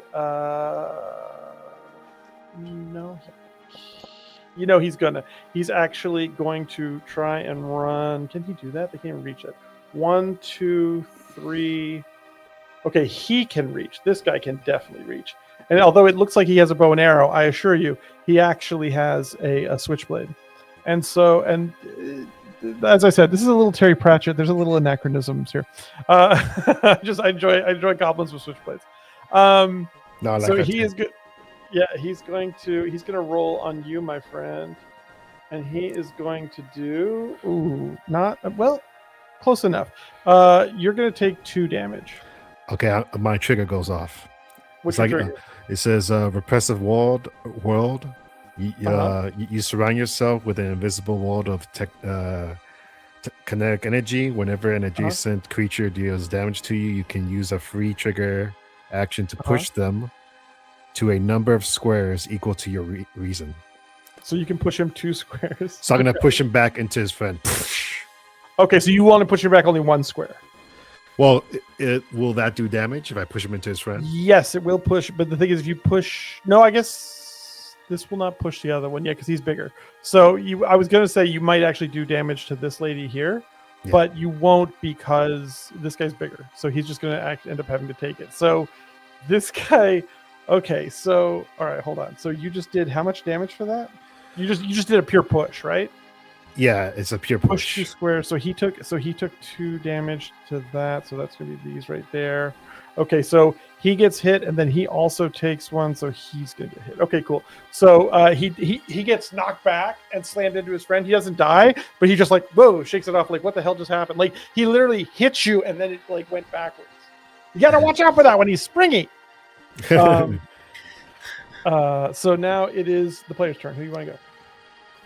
May I ask, which was the goblin that dealt me 13 damage? That'd be this goblin right now here who is currently choking thanks to Okay. He's the one up in the air. Mm-hmm. He's All right. almost at your height now. I'm gonna do pain for pain on him. This is a Oh, main that's- action. You need to if the move- target Forget gets you dealt, got the you can't- surge. You can't attack diagonally. You need to move towards him, but yes, you can do that. oh, that's fine. Yeah.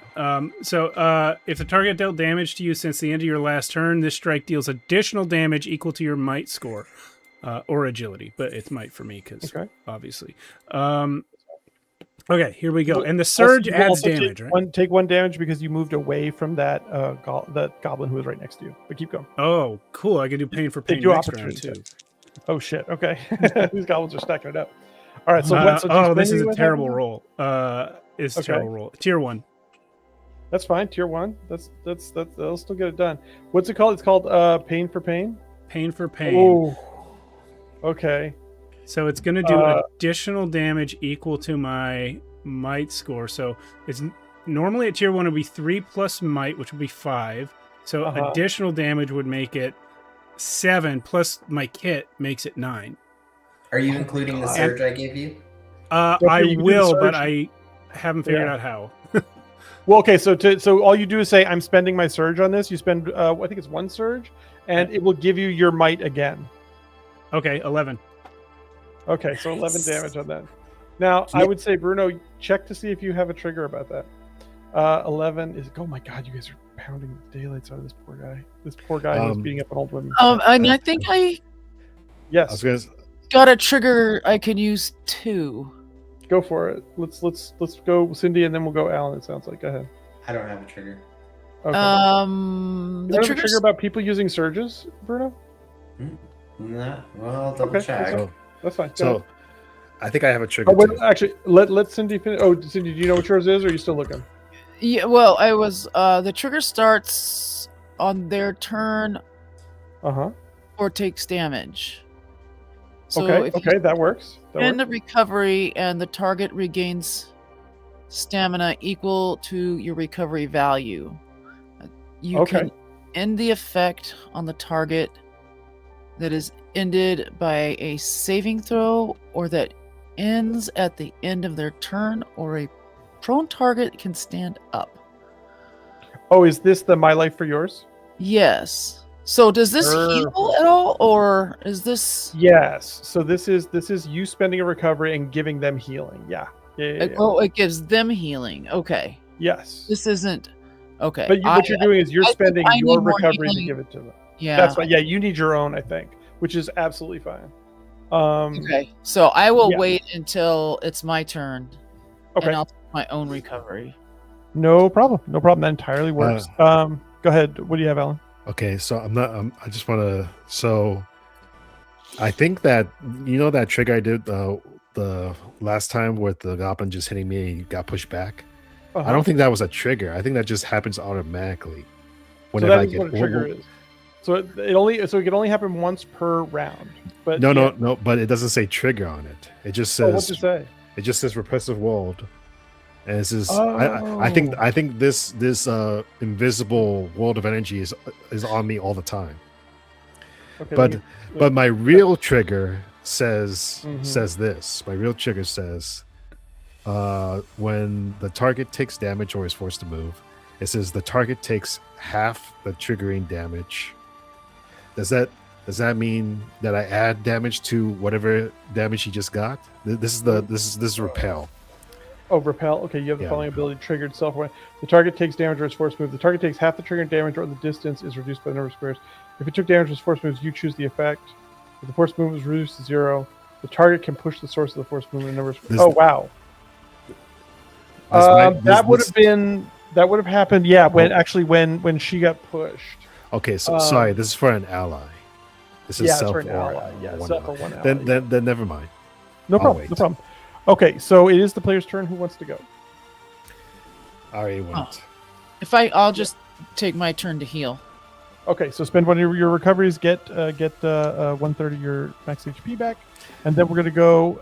Now this guy's turn is gonna happen. Now he is slowed, and he's not exactly grappled. Like you're holding him up, but he's not. This power doesn't like totally restrain him. It's not like a true grapple, right? So he can still kind of swing around, and he's going to swing towards the Hakan and see what mischief he can get into. Let me see here really quickly.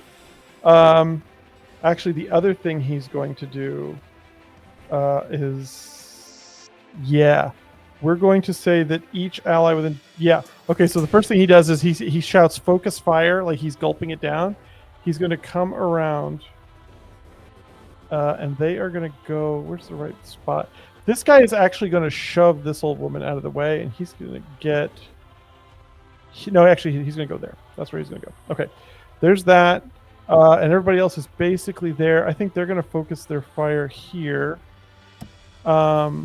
If you want to take an attack of opportunity, Alan, you certainly can, because this goblin just moved out of your area. Can I do that with my my telekinesis? No, with that one, you can do like a free strike. So what that basically means, if you look in the, I think it's page 1 or 2 of your sheet, there's a thing for free strikes. It's like the first thing on the bottom. It says melee free strike. You can just like hit him. On which page? It should be the 3rd page of your character sheet, sir. While you do that, I'm going to have these fools jump around and try to do something. He got them in. He's going to try and... no, I already spent that malice. Trigger targets mark. Okay, cool. Oh, shit, he should have done that instead. That's fine. He'll do that next time. He's going to go ahead and try to hand axe.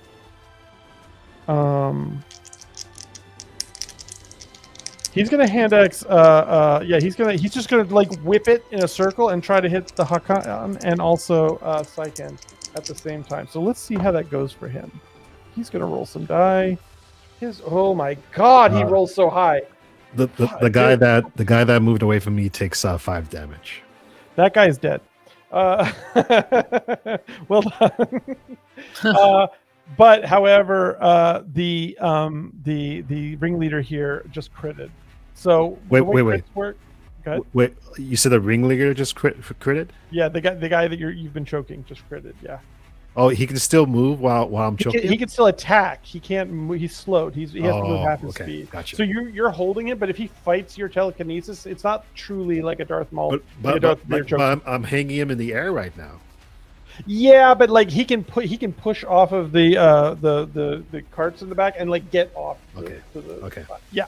All right. So no, it's all good. Totally valid. He whips his razor. He crits. So you're going to get, again, it's going to be 13 damage to Utana, 13 damage to Syken, and then he gets to go again. And this time... Go ahead. I have a trigger when I get hit. In all this confusion is the name of the skill. Uh-huh. You take damage, or you take half the damage, then I can teleport 4 squares after the triggering effect resolves. Okay, cool. So you get to vamp out of the way. And then I'm going to use my trigger on Utana, is the one that he only takes half damage. And if the target took damage and was forced, he wasn't forced to move, but no. But he's just taking half damage. Okay, half damage to you, Utana. Mm-hmm. So it's not 13, awesome. We round down, so it's going to be 6. 6. Or, 6. For me? Oh, okay. You took half damage because you could have it yourself, and Utana got it halved by Archonia. So now that that's all done, our guy is still going to take his one more shot. What can he do?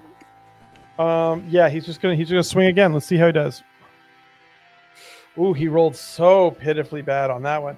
Okay, but pitifully bad is still pretty good. So once again. Actually, you know what? He switches and he rips. He has a crossbow tucked in his bag. He goes and he he's side shooting his crossbow because that's how guys are. And he is going to hit.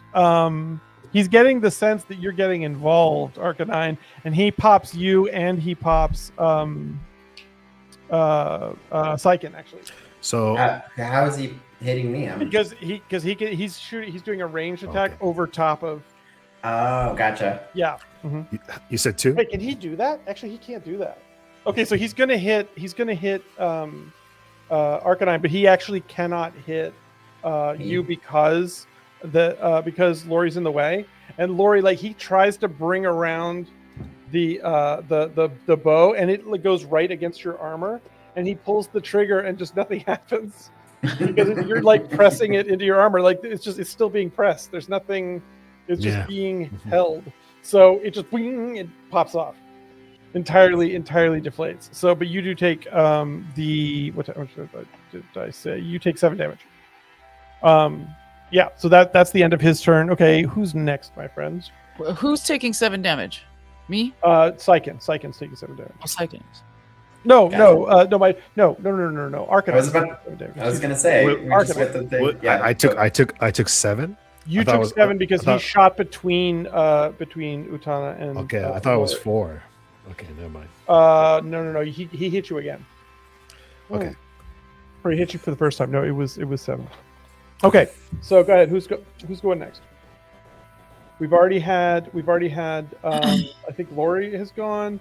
I don't think Sykin's gone yet. I think Utana. Who's already gone? Utana hasn't. I've gone this round. Oh no, he did. You've gone. Okay, so Utana and. I think we've all gone this round. I've gone this round already. You have gone this round already? Yeah. Okay, so then I think it's. Oh, there's everybody. Did we really already rip through it that fast? Holy shit. Mm-hmm.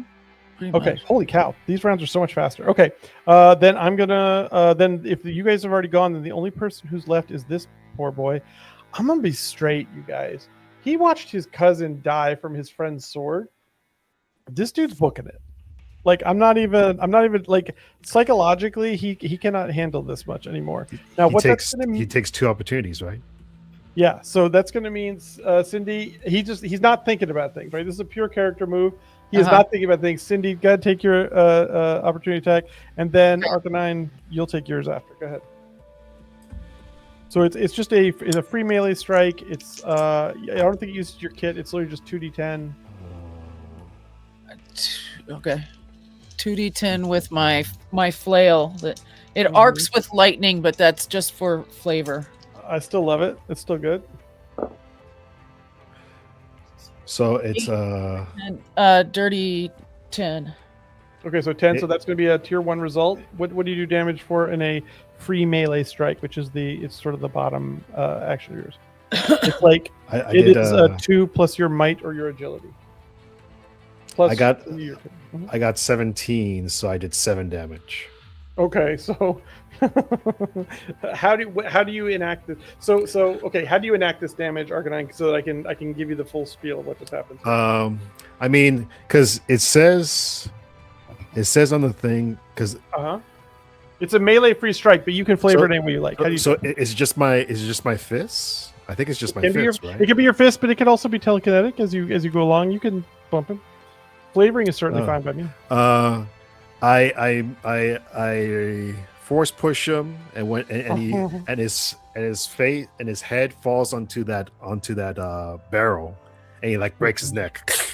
All right, so I'm gonna so here's the lineup. As he's coming along, he's trying to run. Lori, your flail catches him in the back of the head, and he's already stumbling and going midair.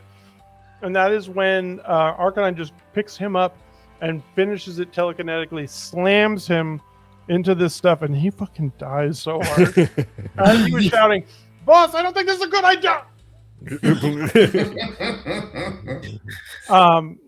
So what's going to happen right now, because I feel like we're right at about time we need to start wrapping it up, is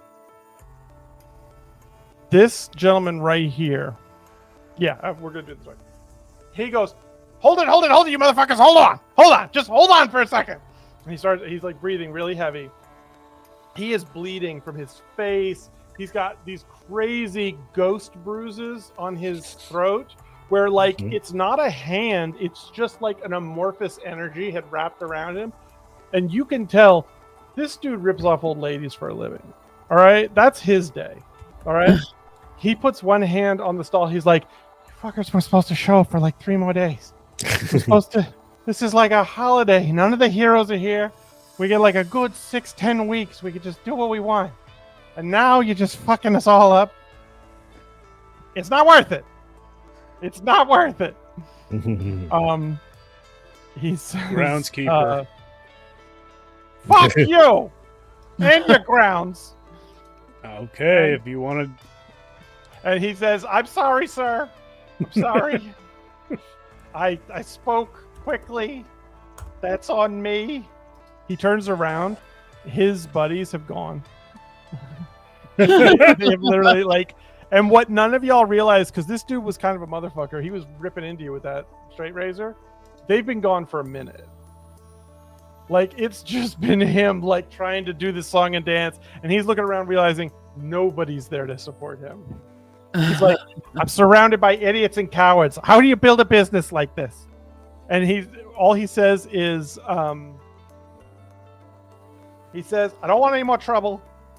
We'll call it off early this year. You guys go fuck around at the university and do whatever you do. Forget you ever saw me. And he just limps away. Do you want to let him limp away, or do you want to kick his ass?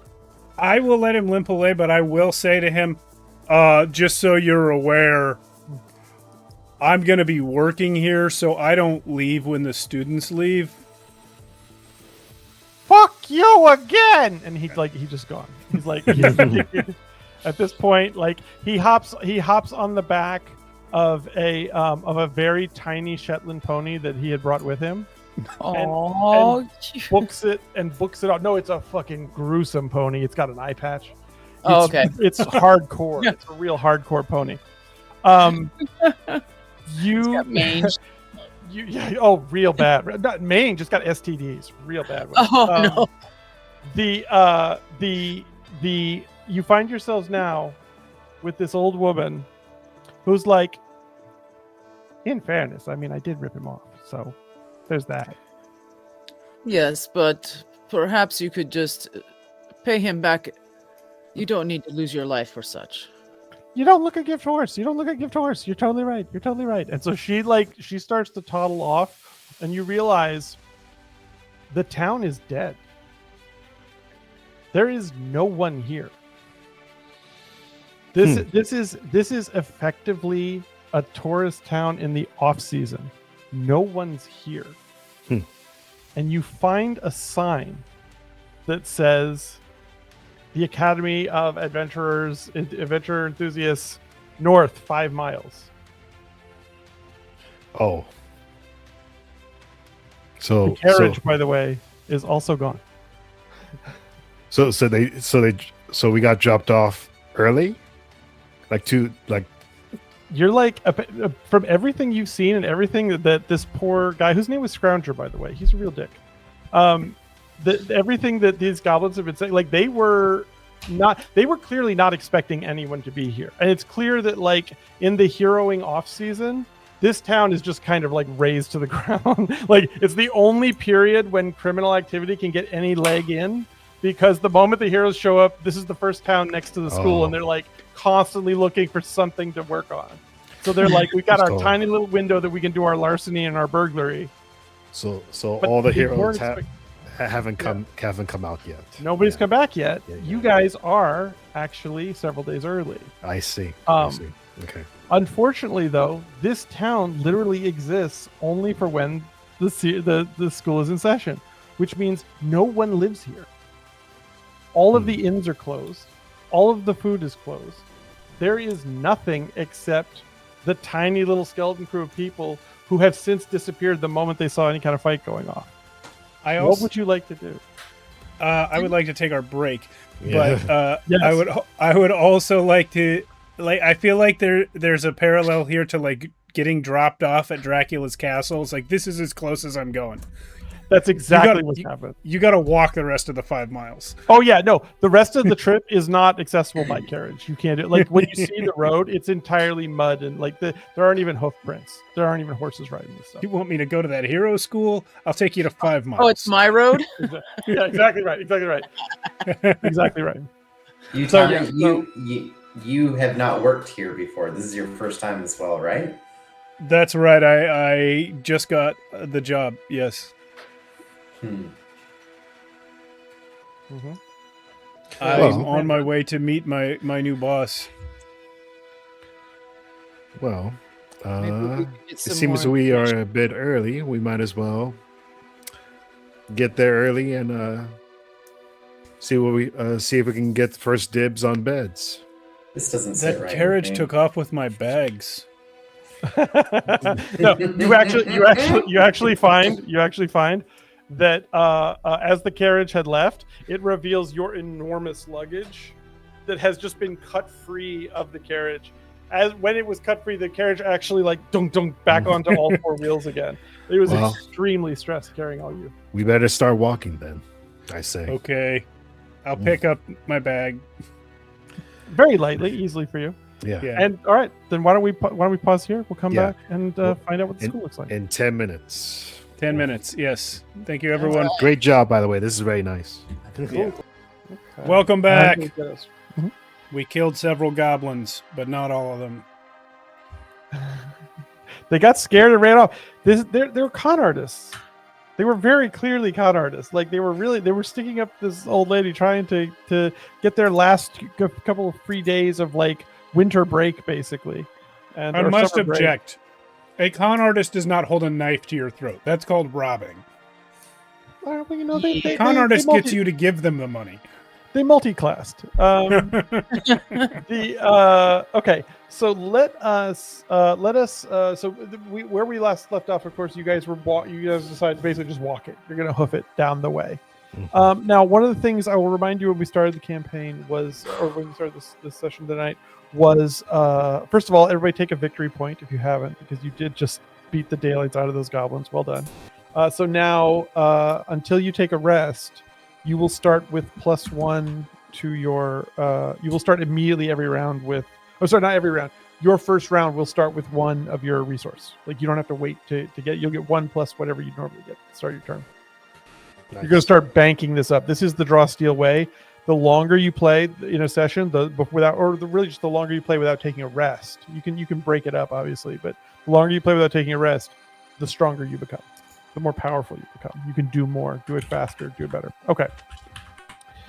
As you're walking, you start talking about the school, of course, and sort of as we had talked before, sort of what brought you there and everything like that. You start talking about the big hero we mentioned before. And we're not going to get to it right yet, but this time I'm going to go the other direction now just for the heck of it. Utana, excuse me. I want you to think about when you think about this hero, what was their class? This hero that everyone knows about. I'm going to come back to you in a little bit. And it doesn't have to be specifically a draw steel class. It could just be a generic, he was this kind of thing, right? Or she, whatever, right? We haven't yet defined gender or whatnot. Think about the class of them, okay?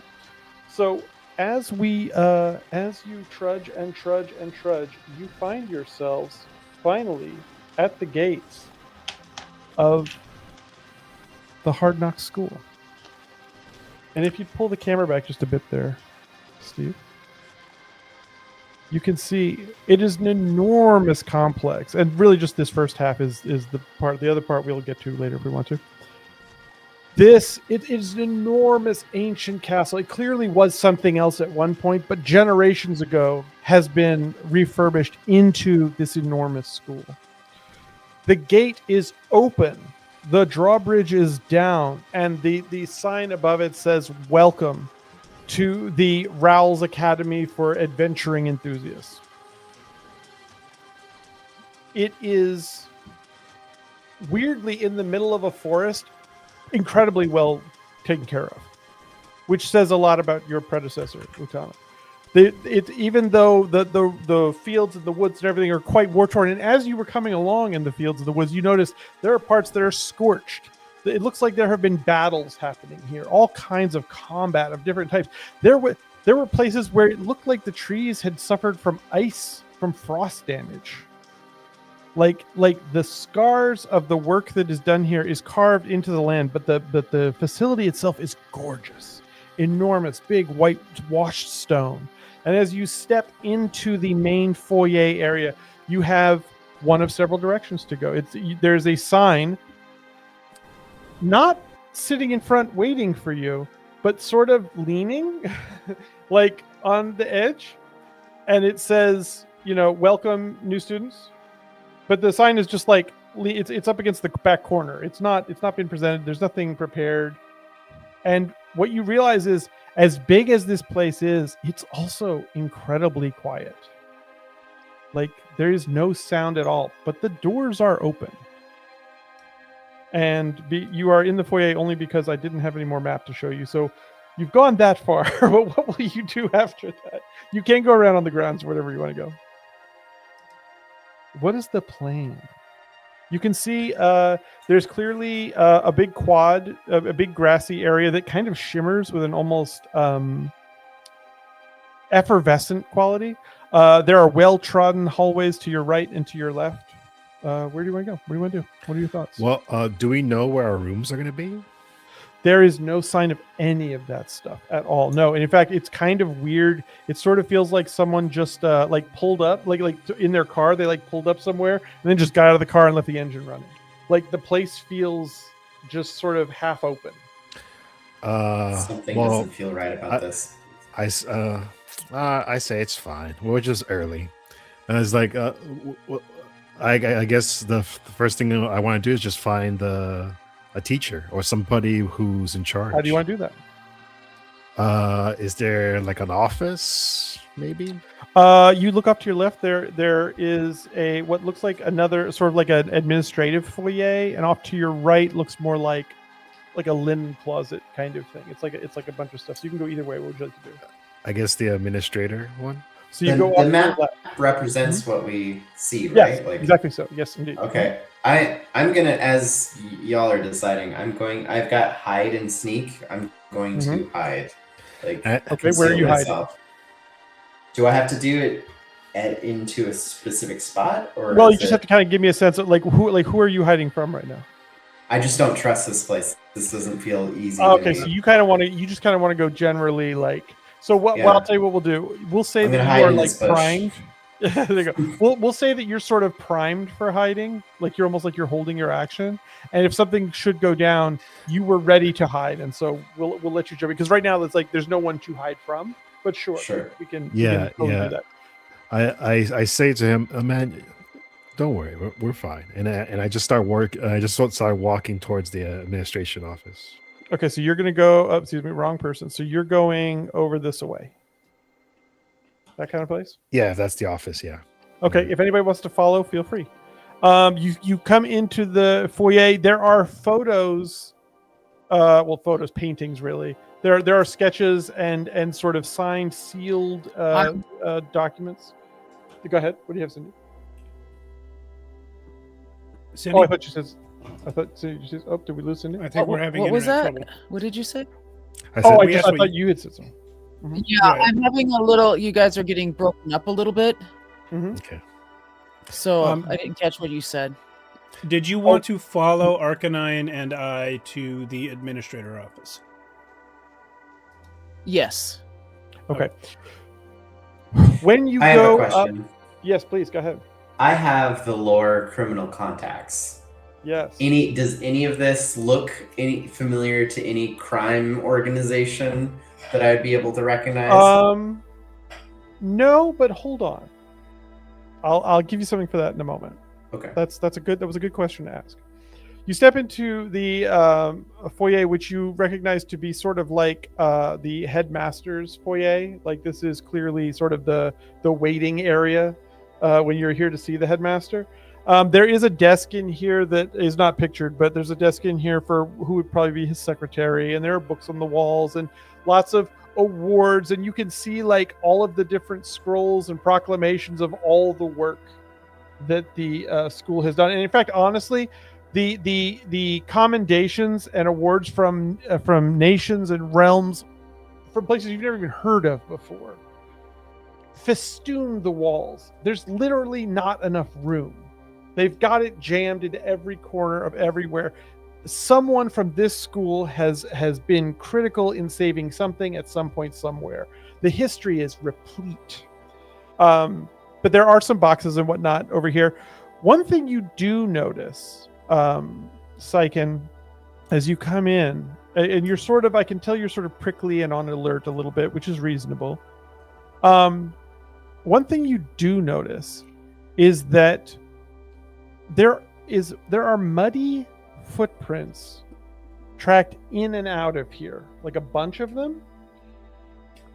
and it's clear that somebody has been going in and out sort of the front exit that you can see to the sort of the north east there, like into the quad and back, that kind of thing.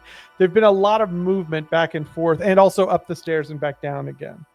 It's not so awful that like it's obvious to everyone, but you can see there's clearly a pattern of traffic that has gone on here. And it stands out because the place is otherwise so well taken care of. Go ahead.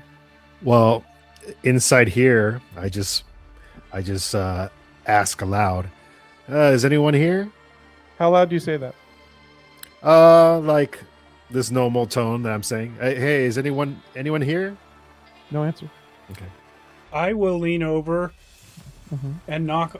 I mean, we're inside, but I'm going to knock on the door loud. Which door?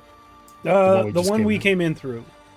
Oh, you're just knocking like as you come in, you're just knocking on the door like, hey, anybody, that kind of thing? After I'm in, but I'm going to go back to the door and just like clunk, clunk, clunk. Because I can see there's a staircase here and maybe other areas of this tower. So I'll just knock real loud so they can hear all me. of you, you sort of see Utana moving towards the door and his big stone fist. He kind of has to duck to get under through the door.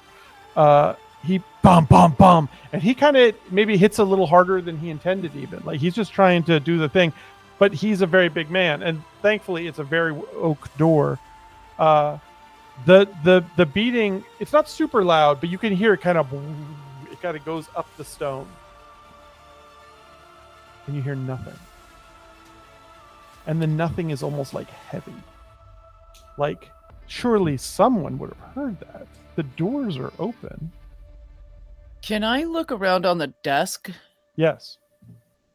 What are you looking? Are you trying to do a search? What are you looking? What are you hoping to accomplish? See if there's something strange. Sure. So you can see that there are some boxes that were here that look quite dust covered, but there's also a smear on the dust covered desk where it appears the boxes have been shoved at one point, and you can actually see a very long, thin-fingered hand. It's like the handprint is like right in the side of the box.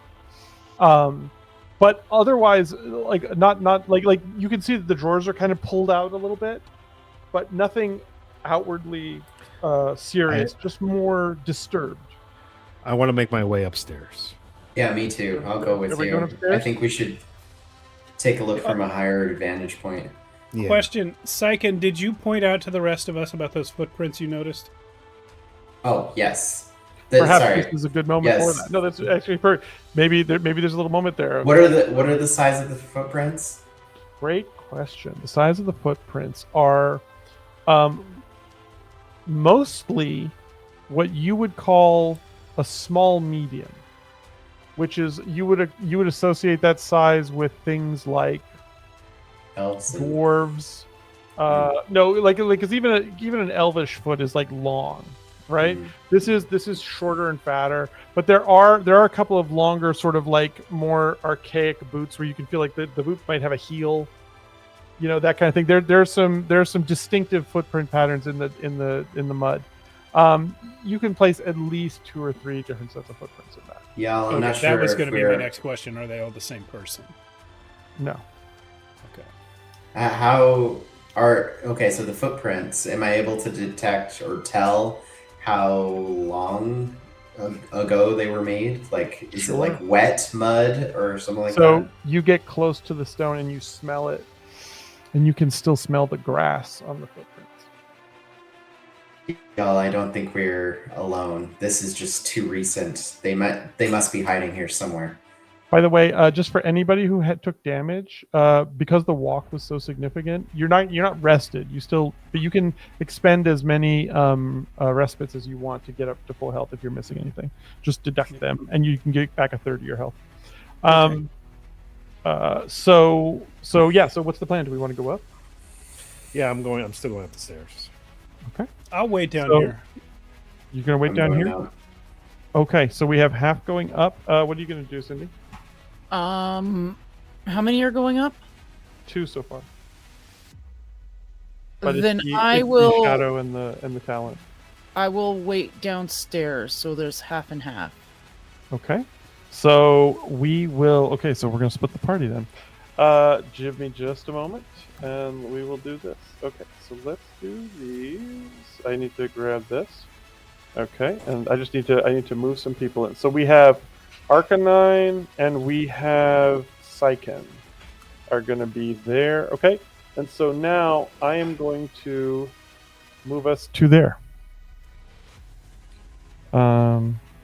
You step up the stairs. Hopefully it'll go through. Let's find out. Does it go? It is. Oh black. shit! Wait, hold on. My no. It's Fog of War. Hold on. That's why. Yeah, That's you why. gotta. Because you guys haven't seen any of it. I had not. So here we go. Reveal. And also focus ping. I will do that as well. Just 1 second. Ping. Focus ping. There we go. There we go. Did everybody get focused on that? Yeah. Okay, very good. You both step into this room, and it is a post-hurricane disaster.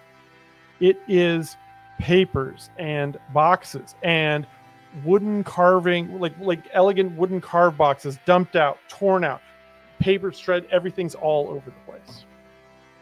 Isaiah. Okay, now I might think something's wrong. And are there more stairs going up? No, those are the image shows it, but there are not. This is only a Okay, two-story okay. building. All right. Bruno, I saw your lips moving, but you're muted. Is it? I said, now you think there's something wrong? And I say, well, it's best to be optimistic, he says. And we see a desk, right? Yes, there is a desk. Mm-hmm. I started looking at the papers to see if I see anything significant. Okay, Look. so you are okay. Actually, real quick, I'm going to go back to Steve. Steve, have you decided what the class is of the hero that is the big hero of everybody? Oh yeah, it's got to be like a classic knight in shining armor type, sword and Knight in board, shining full armor, but like polished armor, good hair, smiley. Has to be good here. Are we thinking male or female? Odds or evens. Evens. Wait. Female. Female? Nice. So shall it be. Is this the headmaster that we're talking about? Nope. This is the hero. This is the famous teacher that everybody knows about. Okay. And I really wanted to ask more of these questions in the first half, but I forgot. So it's just yeah. Go ahead. Can I move to the window while Arcanine goes to the desk? And Where yes, is you the can. window? So the window is going to be this is the window right here. Okay. And there's actually another window right here. Basically, any of these things are all windows. You can see all these windows right here. Okay. I'm just Okay, so positioning while you go. Totally fair. Totally fair. So you go to the desk. The desk is full of. It's clear that the desk did not have pages on it initially. In the tiny slivers of the table of the desk that are not absolutely covered in paper, the dust is actually quite thick. But largely, this has sort of been a place of action for a moment. So you can see, trinkets and collectibles and gifts from royalty. They're all kind of like just stored all over across the thing. Nothing's actually destroyed, but it's just kind of all messy. You can see some pages of something written in a very fine, tight script. Who reads High Elf? I think I can. Okay, that would make sense. You could. Yeah. These you can make these out to be like at first it just seems like a long drawn out thought, and then you realize these are the drafts of the headmaster's autobiography. And so he's like long-handing some of his autobiography, and there are big chunks that are like scratched out, and maybe he does this, and he's very analyzing himself. You also find a box, an extremely ornate box, that appeared to have a very fine locking mechanism on it. Okay, but the locking mechanism has been open. It does not appear to take a key, and inside the velvet-lined cushion is a single sliver of a line. It's like just a tiny thing once sat in that box, and that's all that's there. Nothing else really of note, other than the place is just in utter disarray. Can I open the box? The box is open. The box what Oh.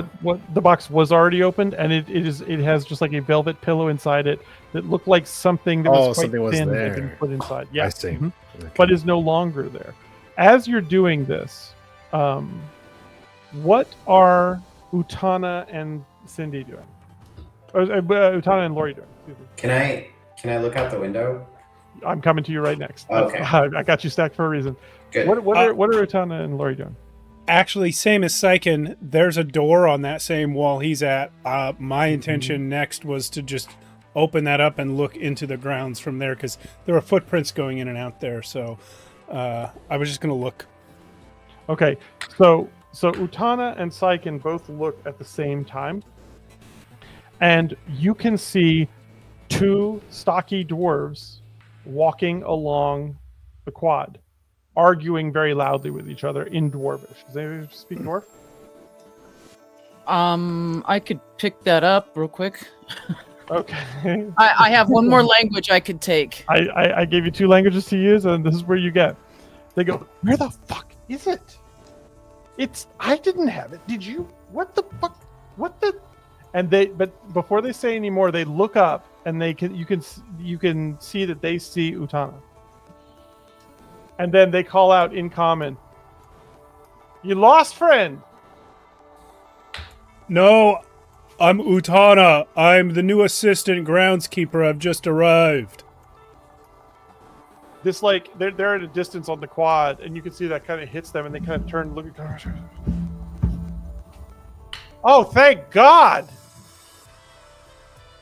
We've been robbed? What? We've been robbed.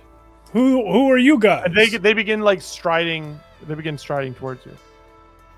Can I motion to Arcanine? Yeah. What Get is ready. the plan? Get ready. Get ready. Oh, you're saying get ready. Okay. So are you trying to open the window right now? No, I can see them too, right? Like Oh, I'm yeah, just totally motioning. I mean, Yeah. are you wanting to get ready to get out the window, or what's the plan? Yeah. Like Okay. All right. So so it's a little bit of a to slide the window Yeah. open kind of vibe. Okay. Good. Okay.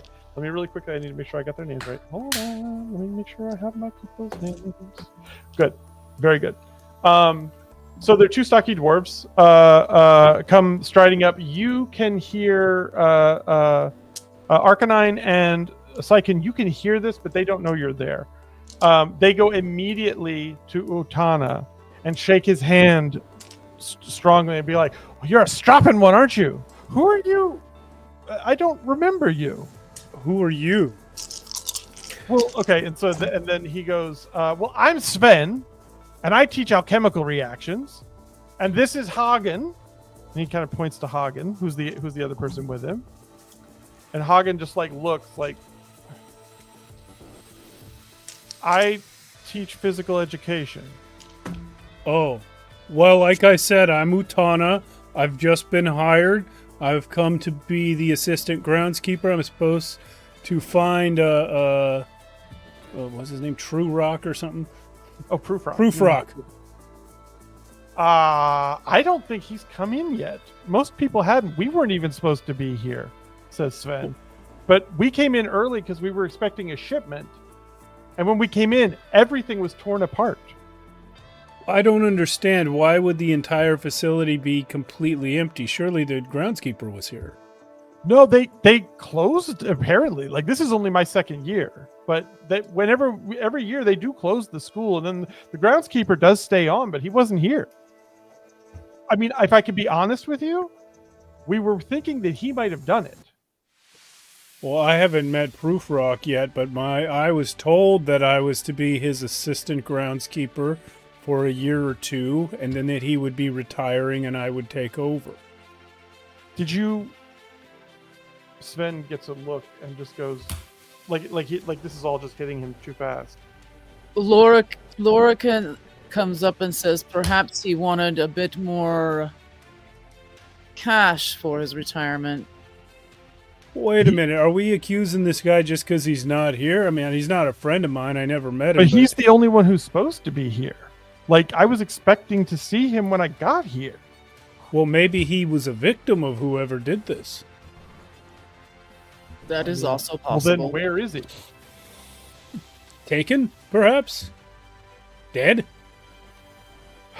I mean, Well, the first thing that honestly, happened when we got to the town. Sven holds his hand up and says, "Honestly, you're right.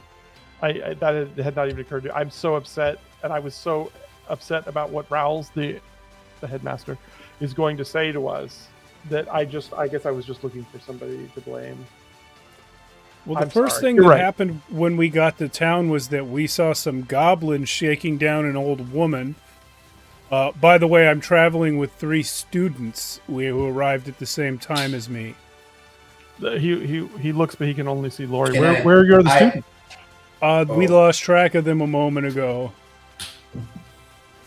Not looking good on your first day, Utan. I'm gonna be honest with you. And then I'm the groundskeeper. I'm not a student counselor or a we teacher. are all chaperones of students here. Well, and, I did kill a guy for them, 2 actually. And just like Sven's eyes just get wider and wider. And like, what the? I don't even have the energy to deal with this right now. Like, do me a favor. And he starts talking to Hagen in Dwarfish, which you can understand, Cindy. And he goes, "Where should we send them? We need somewhere to just send them for a while. What should we?" And Hagen just says, he just goes, "The basement." Perhaps we could be better help. The basement isn't a place people can be of help. Well, You that speak might be Dwarvish? that actually. Sven says that at the same time that Utana does. Well, first of all, congratulations on being so well read. Secondly, this facility is not like other facilities, and we were about to go investigate the basement ourselves. If you don't think you're up to it, that's fine. We'll do it anyway. In fact, honestly, what you should probably just do is go to the dorms and wait for the other teachers to arrive. That's what Sven said. At this point, since I'm watching this with Uh-huh. Sakai, Seiken. Seiken. At this point, I just pat Seiken and I just say, "Okay, I'm gonna go down and talk to them." So I just go down Okay. and I come outside. Oh, And, look, we've got more of them, he says, in kind of a... you can tell he's having a rough day. And I come out and I say, "It sounds like you need help with something. Please Can let me help." Go ahead. While this is happening, can I sneak down and get behind both of them? Sure, give me just 1 second. Yes, you can, actually. Give me 1 moment. I was thinking of making a flashy entrance, but I'd rather be humble to these. Like jump through the window? No, I thought about maybe floating down, like Oh, some sort of, nice. like- Yeah. but Let me but, see if I can... I'm trying to be a humble hero right now. Utana Yeah. has in the back of his head that these guys are actually real shady, and I only have their word for the idea that they are teachers at all.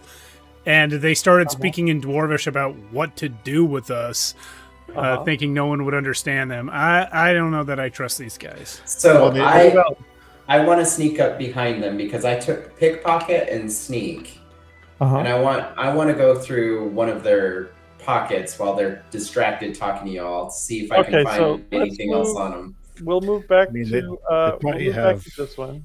Probably have identification. Yeah, If y'all that- want to, I'm assuming, I think we have Utana was here and Cindy was here, somewhere like that.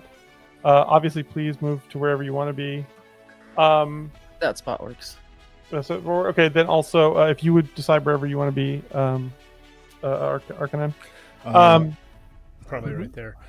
And Yeah, because I can't move my guy right now. Well, no, wait, I my can't. bad. I Can can't. you? Okay, very good. So Okay, so you're out there. You're Lorik, talking you're good where you are. I come out right here. Yeah. okay, good. I could Yeah, be Lorik. closer, but yeah. Yeah, but do you want? Yeah, by all means, Steve, just There. wherever y'all want to be. Okay, so this right here is Sven, and this right here, I'm just going to tint it a little bit. We'll make. Yeah. If you don't ping them, we can't see who you're. Yeah. Oh, my apologies. So this one is Sven, and then the lighter colored one is Hagen. Okay. Can I pick And I pocket? literally I have a dwarf image. I try to be super polite as I'm talking to them and say, my name is Arcanine. I have been appointed to this school. It's great. It's great. No, it's you know, really all great. this I'm super glad.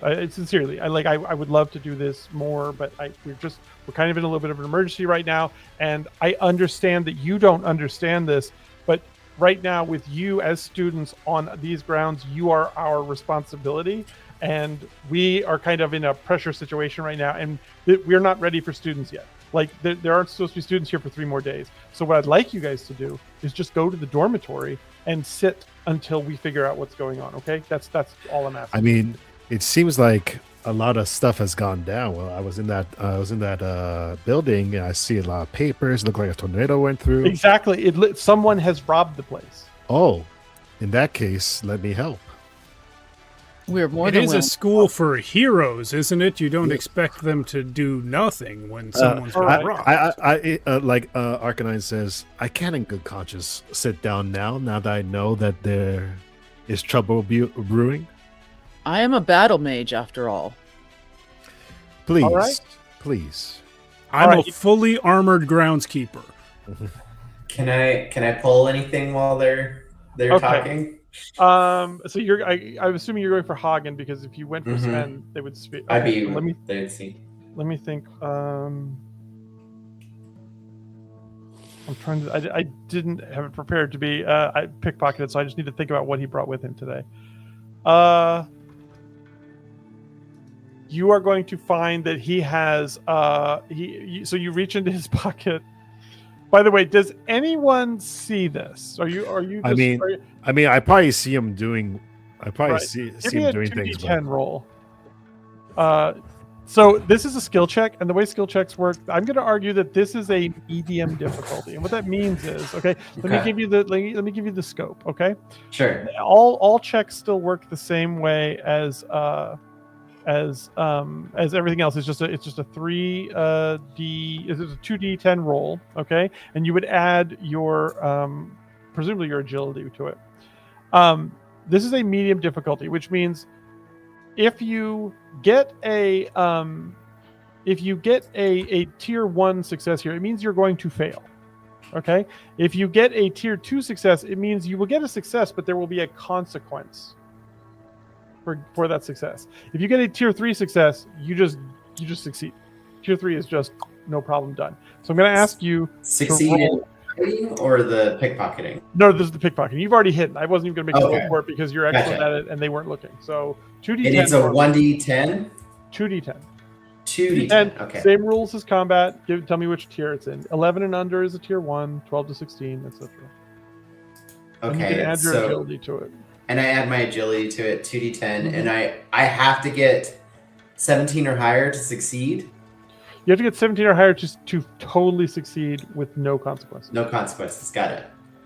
Okay. Now, I will say, as somebody who's done thieving before, I'm telling you this is the challenge. You would be able to know that this is about how hard it is before you start. I'm not saying you So I shouldn't do it. could opt out before I roll. You can opt out before you roll if you want. Is there? You can see, who said they could see? I think Arcanine said they could see.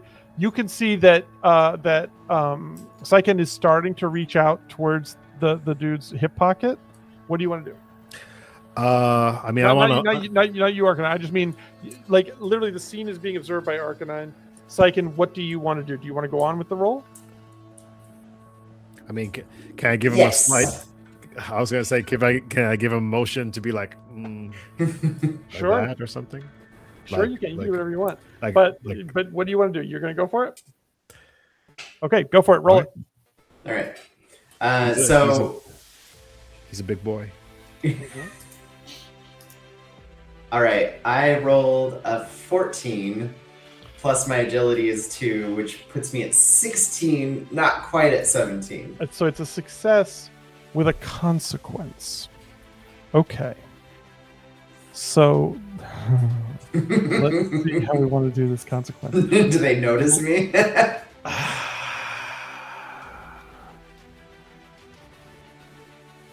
Okay. Here's the consequence. You reach in. You can't even see what's in there. Okay? You reach in into the little bag of the guy and you pull it out. You don't even know what it is yet because you can't see it yet. You put it in your pocket. Okay? And as you do that, he turns because he thinks that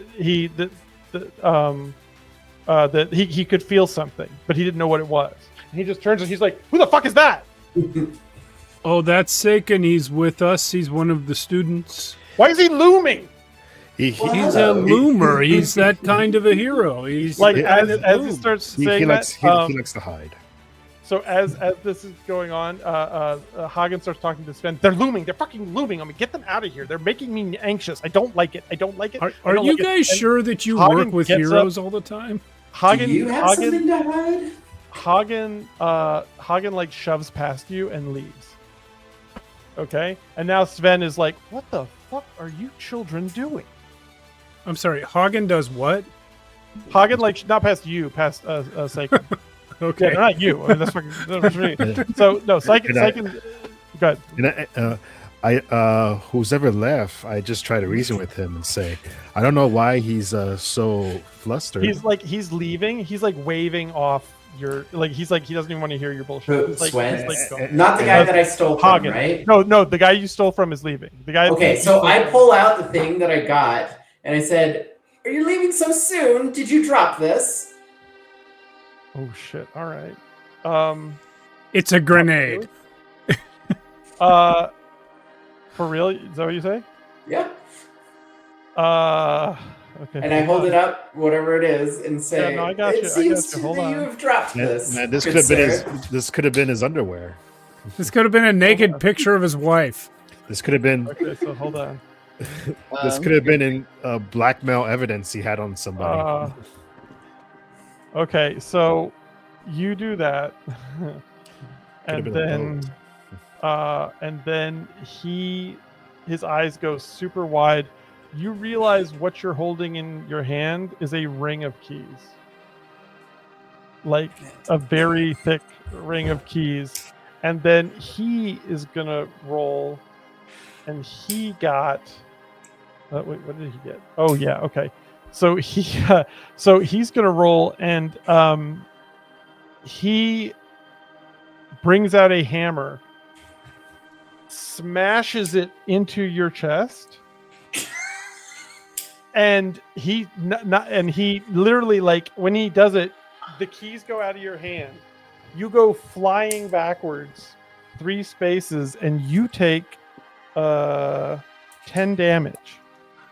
I put my hands And in he the says air. in Dwarvish, which only Cindy can understand, "Give me my fucking keys," and he picks up his keys. Whoa! Seems a rude thing to do, to give someone back their keys and then smash them with a hammer. I say, do you have to be so hard on the students? And then as y'all are starting to do that, Sven's like, "Whoa, whoa, whoa, whoa, whoa, whoa." And he's like trying to chill the situation out. And he's like, "Remember the school, friends. This is not children. This is not child's play. You do not fuck around here. Take a breath, everyone." And you can see when he's saying that, he's kind of also saying it to Sven. I say, I'm calm. I'm calm. I'm going to put myself in the middle of everyone here. Hagen picks up his keys, looks at all of you very derisively, and starts walking off. No, he doesn't. I'm going to grab him by the shoulder. Oh, okay. So you grab him by the shoulder. Are you grappling him? If I have to. But at first, I'm just going to put a hand on his shoulder. I will say, you put the hand on the shoulder. He's going to try and brush you off. If you want to grapple him, you can grapple him. I will grapple him. Okay. So I believe. Can I ask you a question? Yeah, sure. I have this ability called In All Confusion. Anytime I take damage, I can bounce. You can. Does it cost anything? Nope. It's a Yeah, trigger. you can do that. Gone. Be gone. Hide. Disappear. Wherever you want. Yeah, I'm gonna right there. Okay, so he turned away, and he was walking away. If you want to try and grapple him, you certainly may. Is it just like, what, a might roll? Or Yeah, so let's do grappling here really quickly. Hold on, I have it right here. Grappling is grappling. Is that the one I didn't get? I got everything else except grappling. I think I did. Hold on, I'll just. Archonia is just like, man. Well, at least the other students aren't here yet. See this?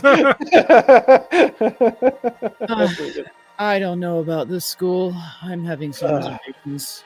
oh, it's called grab. It's not called. Oh, grappling, grab, it's not grappling. My grab. apologies. Oh, I'm showing my Dungeons and Dragons thing here right now. Well, to grab. be fair, it's also called grapple in like almost every system I can think of. Yeah. Okay. Combat, blah blah. Main action, free action, maneuvers. I think it's grab right here. Okay, got it. Okay, so to grab, when you are grabbing, okay, when thou grab, roll. If you can get, you can usually target creatures your size or smaller. If your might score is 2 or higher, you can target any creature with a size equal or less than your might score. Yeah, just roll. Give me a 2d10. 17. 17 is enough. You just literally just stop the dude in his tracks. Like, he can't move. He is grabbed by you, and your huge hands are holding him down now. I'm a little confused why a teacher who immediately expressed concern for his responsibility for the students would take it upon himself to hit one of them in the chest with a hammer for no reason.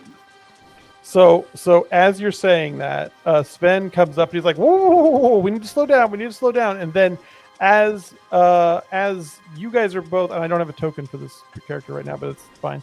As you're doing this, a sort of celestial kind of spirit, like an energy person, pops up right here, and I'll drag some kind of token over for them. Okay? And they go, okay. Friends, I must ask you to cease this unsanctioned school activity. I say in my head, finally some authority. Is this a recording? What is this guy? So this guy, okay, let me edit this guy's name. There we go. He's just, I did not think he was going to show up in this way yet, so I didn't do this part, but that's fine. Here we go. This guy right here is going to be our guy. This is literally a kind of spectral energy form. He says, friends, as the custodian, not the custodian, as the sort of watcher, caretaker of this facility, I must ask all of you to stop immediately. This is an unsanctioned school exercise. There are no authorized presences here to allow you to continue in this way. Who are you? My name is Benedict, and I am the MC of the school. Okay. Listen, I'm just talking to this guy. I'm not sure why he hit the student in the chest like that. I'm not sure either, but I'm going to ask all of you to stop immediately. We do not have unsanctioned fighting in the quad. Nobody's fighting anymore. So the spirit seems to calm and says, I would ask everyone here to please explain what they're doing. And I kind of, Archonia just kind of puts his hands up and say, we're just students and we just arrived early. And we saw that there was some distress with these two, and we wanted to help. And they got a little upset because of my friend here. But really, we mean no harm. We're just trying to find our rooms and trying to help if there is some trouble afoot. Because we are trying to be heroes. I'm new here. I'm a staff member. It's my first day. I arrived at the same time as these 3 students. These 2 gentlemen who claim to also be staff members have been behaving a little agitated, and one of them got violent with a student. That is all I know. I step in out of the bush and I say, really, is this the kind of treatment that the authorities deal with their students? I want some retribution for this mark on my chest.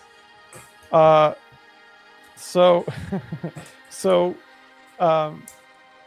first thing Benedict does is say, I regret to tell you that this is exactly how students are treated at this school. This school is not called the School of Soft Knocks. However, and then he pauses, and you can tell he's thinking for a very long time, and he goes, I cannot speak to these men as staff members. However, what I can tell you is that I'll need to see some identification from you. He's pointing to Utana. I'm going to need to see some kind of proof or letter or vouchsafe that you are who you say you are. But what about these dwarves? They don't have proof, do they? He hangs for a long time, and then he just looks back to Utana again. I will produce the letter that I received. So he holds the letter, and he looks at it, and then he looks at the two staff members, at Sven and Hagen, and says, "This letter would appear to be correct and true, which would make him staff." And it just holds for like a very long moment.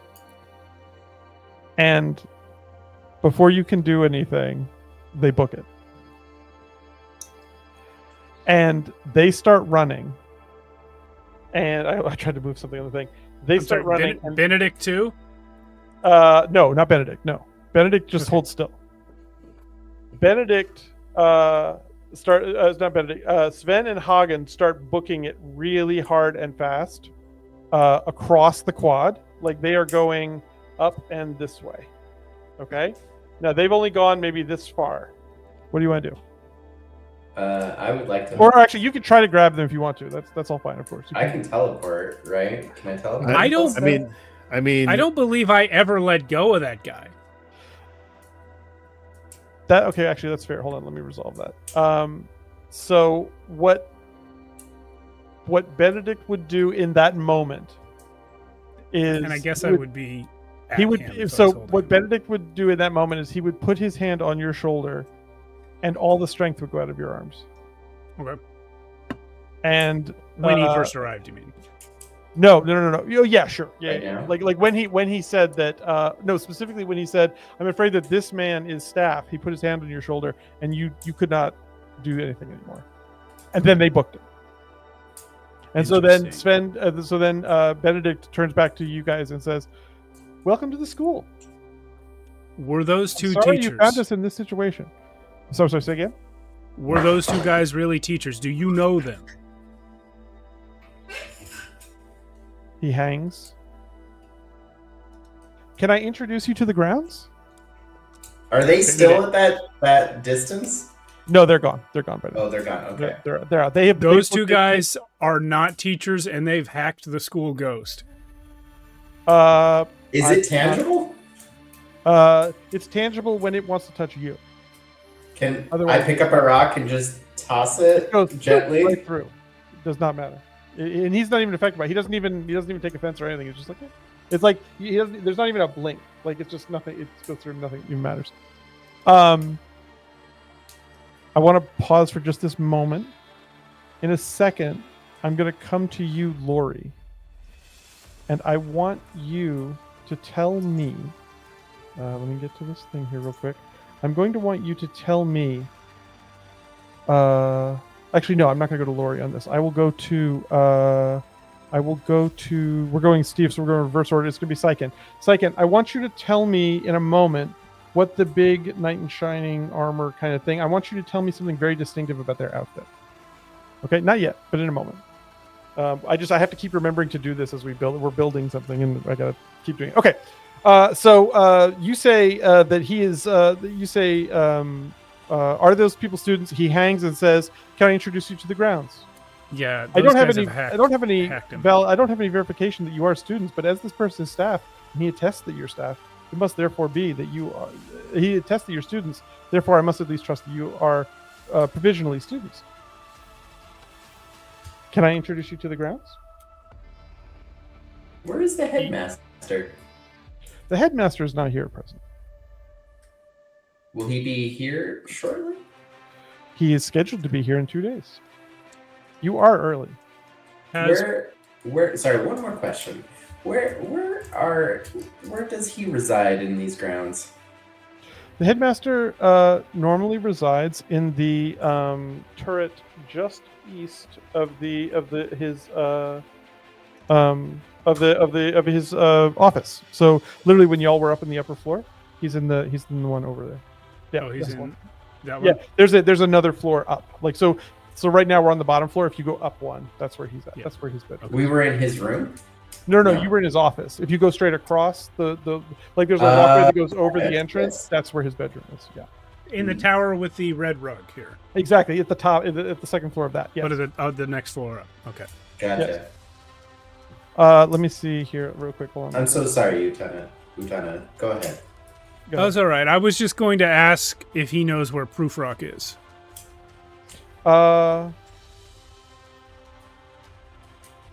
He holds for a very long time. I saw the groundskeeper earlier this morning. Where? Can I show you the grounds? Yes. And he says, he says, wonderful. This here is the quad. This is the central training area for the school. Often many competitions and matches will be held here in various sorts of modes and means. Would you like a demonstration of the quad? No, thank you. I don't think so. Then you see that, like, he holds again, and like his gaze never wavers, but you can tell his eyes like go away, and he's thinking, but This he's guy's not. glitchy. Is he on a? Sorry, is this like a ghost or a construct? Do you want to ask him? It's like, yeah, I say, are you a construct or a ghost of some sort? He hangs for a second, and then he says, I believe the headmaster refers to me as a genie. Do I know anything about genies? Mike, does Archonia know anything about genies? Sure. I mean, it's kind of a in this countryside. It's sort of the classic, not necessarily the three wishing kind, but it's sort of like an all powerful force, like extra planar, incredibly strong and powerful that can sometimes be put to work in different means and methods. It's also kind of like within your cultural context, it's a little bit of like, it's tacky. It's a little bit like, oh, you don't say that. You're not supposed to say it like that, right? Like, but that is technically what he is referred to as. Are you okay? Is everything okay? Yes. I'm here to serve the school. And I say, well, there seems to be a robbery. Who do we report to when there's a robbery? You would normally report to the headmaster. However, he will not be here for several days. Can you call him? I cannot at Who this is- time. Who is pulling your strings at the moment? He hangs. And when he hangs, to be clear, it's not a glitch. It's not a computer thing. It's him going like it's like he stops and like, you know what it would be like if you're at a party and someone suddenly says something that is extremely offensive, or that you realize you've said something very offensive and you sort of freeze in that moment and try to like think about like, what am I going to say next? He's not going away. He's just not allowing anything to escape a mask, basically. You get the sense like he's like holding it in and thinking. May I try to listen to his thoughts? Yes, you can. Let's roll some dice on that shit. Roll a 2d10, my friend. Let's go listen to the extra planar being's thoughts. I hope he doesn't fry you. Let's see how intense this is. Ooh. What'd you get? Okay, so I got a 9 and a 6, so that's 15. Plus, can I add reason? You would, of course, always add reason, of course. Okay. And, yeah. So 16, 17, 18. That is a tier 3 result, my friend. Nice. Okay. Let's go. You are now okay. I'm not gonna reveal too much in nicely done. I'm not gonna go too much into your backstory, right? Mhm. But Right. this is not the first time you've ever done this before. And it kind of goes one of two ways, okay? And you can choose right now. There is you must think of thoughts as like a stream that everyone is sort of like pouring out all the time. And you can either cup the stream and take it with you, or you can try to redirect the stream to you. You can force the stream at you, or you can try to ride with the stream. Which one do you want to do in this moment? I feel like if I force it at me, it might be too much, considering this guy. So I'm gonna ride it for now. Okay, so what you're doing now is you can feel. You don't ever normally feel it this physically. There's never so much of a physical sensation of what you're about to do, but you've never felt a force this all-encompassing before. And so you can literally feel yourself rise like a balloon out from under what you realize is the enormous expanse of this thing's consciousness. And you float to the above it, and then gently, so gently that it doesn't even know you're doing it. You cup your hands into its thoughts, and you bring the thoughts to your face, and you look in the reflection of this, and what you hear, see, feel is him. It's a moment. It's a moment of caught breath. It's a that, and it's a word, and the word is. Let me make sure I have the right word. Hold on. Charles. Xavier? Charles. No, not That's what it is. There's And a it's lot of powerful schools. I know. there. And in that word, kind of you can feel that if you dove all the way down, that word would go all the way down to the bottom. It ties to something very deep, and like you can feel there's like a very strong river that is releasing this little bit that you caught. This isn't just perfect surface shallow thoughts thinking about your grocery list. This is something deep and important. He's kind of always running in the back of his mind. Can I go deeper with that, Charles? You want to Name? roll again? Well, does the name Charles mean anything to me? Not to you, no. Yeah, let's try. Do we know Why not? that Well, he said Charles or anything like that? No. This is Okay, entirely. so we're just- He's you guys are Right. right now talking about the school, and he's telling you when it was founded, and you can keep going, and I'll tell. So like that Constance Rawls founded the school some 10, 12 generations ago, and that there have actually never been any other headmasters because he's an elf and he's lived like a super, super long time, and he's devoted all of his fortune and all of his resources to creating this. The school didn't really take off for several generations, but then eventually it did once he got. And the being says this with no small amount of like, hey, it's not a big deal. But ever since I've been here, it kind of got better, and so everybody started coming. Go ahead. What's your role there, Archonia? so this time I got a 12. You get a 12. And I was wondering if I can't like strain myself. You can strain. You can take Yeah. some strain. So could I take some strain to raise that amount? Sure. Why don't you go ahead and do that? So an interesting thing that talent can do that no one else can do is they can spend resources they don't have and start straining themselves. So I'm going to go ahead and say you can do that, but that the next time you enter combat, you'll start with strain. Okay. So how much do you want to go in for? How many points? do you 12, want so 13, 14, 15, 16, 17. How much do I need for him? not to 17 notice? is the tier. That's the minimum of the tier. So 5 strain. Okay, so write down that you have 5 strain. Okay. You have this in your hands, and you realize that almost like a gold panner, if you just shimmy that thought deeper down, it seems like the waters of his mind doesn't notice you. And so you just sift all the way down. And what you get in that moment is you see the face of Charles. He's a very attractive young man. Probably late 20s. Gorgeous blonde hair. And he has the kind of eyes where, regardless of your orientation, it's just one of those people where it just kind of startles you with how crystal blue they are. They are just, it's one of those people who's just like so beautiful that it sort of, as a human being, it sort of makes you stop. And you just go, and like, so you literally, and the thing is, you're feeling this the way he feels it, so it's even more powerful, right? And also, these are feelings that you're feeling, so you are feeling this sort of railing like energy of the symphony of emotions that you're not used to dealing with, right? pouring into you, and the feeling about this person is so intense.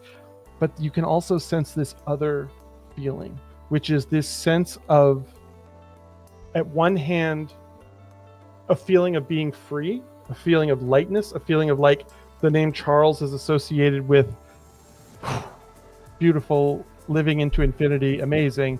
It's also associated with an incredibly heavy, burdensome, anchoring feeling. I think like almost a guilt and a shame, but not quite. It's deeper than that. It is a pulling to the earth. I can't get up. My feet are nailed to the ground. Okay, that is what you get on that thing. And you also see, I'll give, because you did go all the way up to a tier 3. You also see a snapshot of a moment, and you realize you are looking over Charles's shoulder, and you see an old man. And his eyes are so spiteful and penetrating that it holds you in place. Like, it almost feels like they exude energy that wants to hold you in place. That is the feeling you have. Okay. That's what you're experiencing. While the rest of you are getting a fantastic tour about how amazing this facility is, and how many great students have been taught here, and how much everything is just honestly the best of the best. But to be clear, it's extremely violent, and students have died, and they kind of don't apologize for it, because this is the school of hard knocks. Thoughts? What do we want to do? Well, it's about 11:30. I think we maybe do one more thing, maybe for a stinger, and then call it for the. And then pop out. for the Okay, week. that's perfect. That's Yeah. perfect. What do you want to do? Any ideas? Oh, actually, wait. Before I go any further, I want to go to Bruno. Bruno, what's something about the outfit of the hero that you know? What's that? Oh, you're muted. What's up? Muted again. Wings coming from the helm. Winged helm. Oh, that's so good. Yes. We have a knight in shining armor with a winged helm. Shining armor with a winged helm. Wonderful. Okay. In a moment, I'm going to come to Cindy. Cindy, I want to have the knight's name. So what's our plan here, friends? So you've had 2 people go running off. You have this ghost thing here. You have rooms to explore. There's about 4 rooms in this area that you can explore, or you can do something else that you'd like to do. What would you like to do? I think we should head to the basement. Yeah, I want to follow these dwarves. They're up to no good. I feel like we Okay. lost them, but we can They ran a different way. There's a telepad up at the right hand corner. That thing in the far right, that is a teleporter. They disappeared. Oh, okay. Yeah. So Then We can still check the the basement. Okay, let's go very quickly to the basement. Give me just a moment. Okay, this is going to be good. Okay, now I'm going to grab all you people. So as you go to the utility closet, if you look, if you go into the bottom right hand corner circle there, Steve, with the red rug, if you go to that place right there, that is actually kind of a utility room, and that brown thing on the side of the wall, that is actually a doorway down a set of stairs, and is very clearly marked the basement. Okay. Okay. And when you go down to the basement, you go here. Oh, look, a basement. You come down into a basement. There are 2 doors. There is one off to the sort of straight ahead of you to the right, and there is also a door to your left, right here. Do you all want me to go in? I have a signature trait from my race that I am able to blend in with my surroundings, kind of like a chameleon. I mean, that's nice. Yeah. yeah, I think check- we've seen enough of you at this point that we, at least I would trust you to go first in that way. All right, so you're going to Yeah. come on in. totally. When you enter,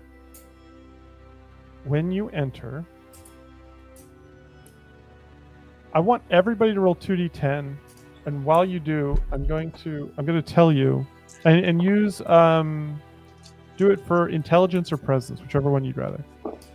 Intelligence or what? Or presence. Either one of those two stats. Add that to the roll. When you enter, I can tell you that as you walk in, you see that there is a crudely drawn sign, and it says, "Watch out, salamander." It's on the far wall towards your right. It's straight ahead of you. What's everybody's numbers on their thing? I got 12. 14. I'm looking for this presence. Presence is one of your stats. Yeah, intelligence isn't. Did you mean intuition or reason? Oh, intuition. I'm sorry, intuition. My apologies. Not. Oh, I don't have a number for presence. Am I supposed to? Sorry.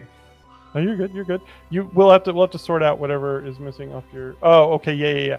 Those have to get filled back in. All right, that's fine. We can deal with it later. I rolled a 15. You rolled a 15. I rolled a okay. 17. 17 is enough. Utana, as everyone else kind of steps into the room and finds their place, you tend to be the person walking last. Yeah. Following, heading up the rear. And at your feet, as though placed there, you find a ring. Is it quite a plain ring, really? It's an extremely ornate ring.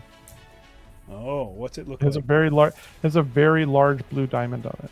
But it's sort of covered in the dirt, like it had sort of been obscured, but your footsteps sort of offset the ground, and it kind of like you just stepping through kind of sludged it and it revealed itself. I'd like to pick it up. How big is it? For example, would I be able to wear it? You would not, but a human could wear A it. human would be able to. Human could wear it. Yeah, indeed. You don't have to do anything to that. I'm just letting you know you found a ring. There's a sign that says "Beware of salamander." You have two doors, to the north and to the east. Which way would you like to go, or you can do whatever you want to do. What do you want to do? Is there? Oh, I don't have control. Do they not? I do have control of Lorik, but not of my own guy. Oh, maybe hold on. Oh, you know what? That's because this one has not been set up for you. Hold on, I give it to you now. Where is Steve? There you go. I don't know why that one wasn't. There you go. Works. Is there anything down this way? Is this continue? No, it that's looks just like a wall. it continues. That's a wall. Okay, that's Just a wall. Okay. Mhm. I think with Saken where he is, I will walk past to this door Okay. and open it. That door opens immediately, and when it opens, what you see, and everyone else will be able to see as well when they look past you, what you see is an enormous. It's a hallway that leads to an enormous, swirling, basically like a it's a drain. It's sort of the central drain of the thing, and you are.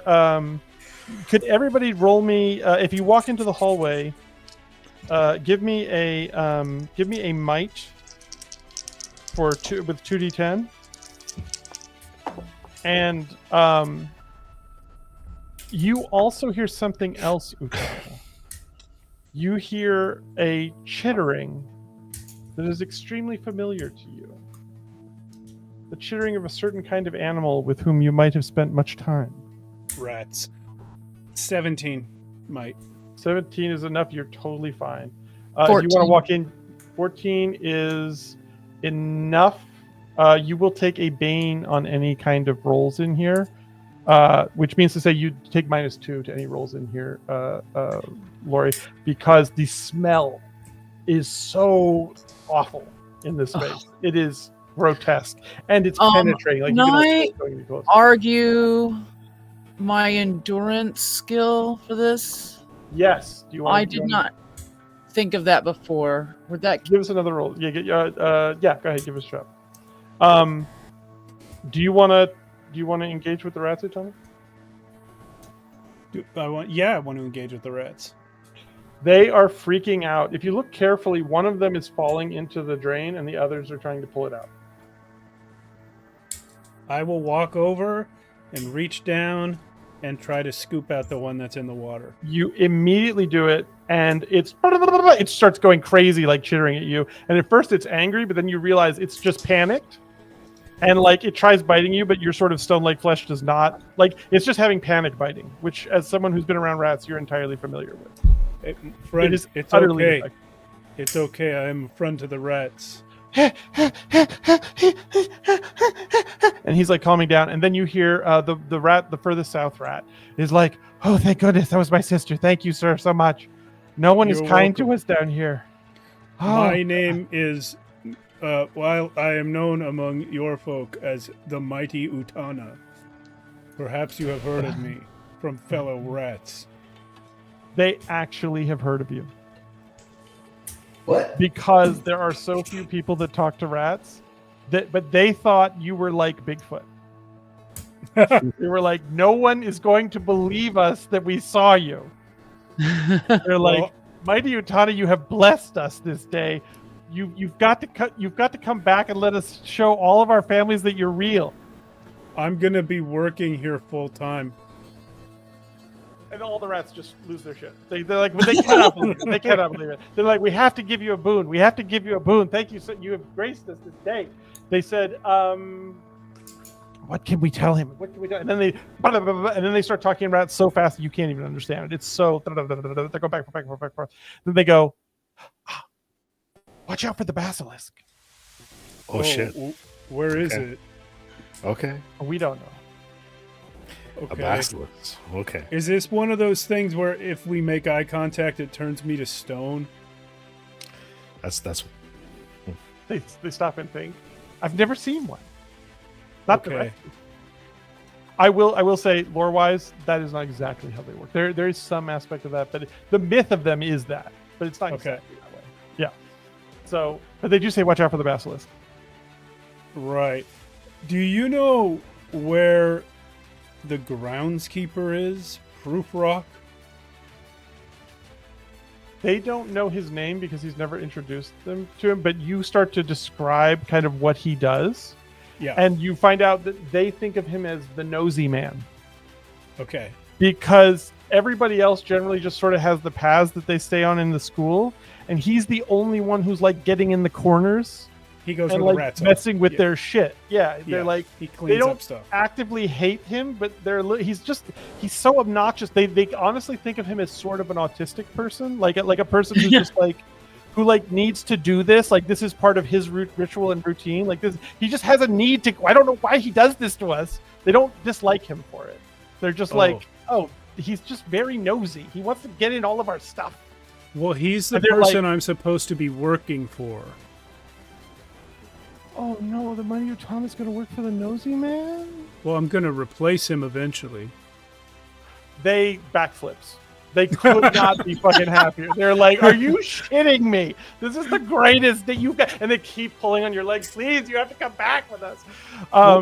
There's a lot going on right now, guys. If you just know where he is. They get very calm. They get very somber, and they go, "Oh no, you don't know."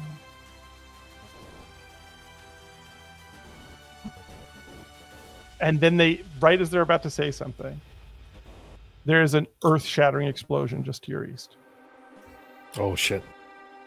Like massive, rocks the ground. Like from the other door we didn't go through? Yes. Okay. And at that moment, I'm going to cut back to Syken and Lori and Arcanine. What are you doing? I mean, if we hear the sound, we're gonna You're go not talking towards to it. the rats, so okay, that's fine. Do you want to hit through the door? Well, yeah. If I hear the sound, I'm gonna go towards that Massive sound. explosion. So do you run towards or away? Are you okay? What do you want to do? I guess I run towards it. Okay. I'll cautiously head that Hero way. school, remember? Yeah, you go through the door. When you enter the room, what catches your eye immediately is a clutch, I should say a former clutch, of broken eggs that are about the size of a football. If anybody wants to roll an intuition, I can give you a little more. If you give me a 2d10, I'll give you a little more. Sure, I'll try. Mm-hmm. I got 8, 9, 10, 11. I think I got intuition 12. 12. Okay. Anybody else? I rolled a 15, but I don't know what my intuition is. It's either 1 or 2, probably. I had a 1. You had a 1? Okay. It's probably going to be a 1, a 0, or a negative 1. We'll need to get those filled in pretty quick, but that's fine. Okay. Mine's going to be too low. Okay. We can go with a 15. 15 is enough. Syken, you can see there are tri-footed footprints next to the eggs. And they're leaving the room going south. Okay. And they, although you can see boot prints, like muddy sort of boot prints, the boot prints are relatively dry. The tri-footed footprints are extremely wet. Hold on just 1 second. Oh, I need to go to I believe it was Alan. Alan, do you have a name for me? No, A name? that was me. Was it? Oh, sorry. No, sorry. That was you, Lori. What is the hero's name? That was me. I had it.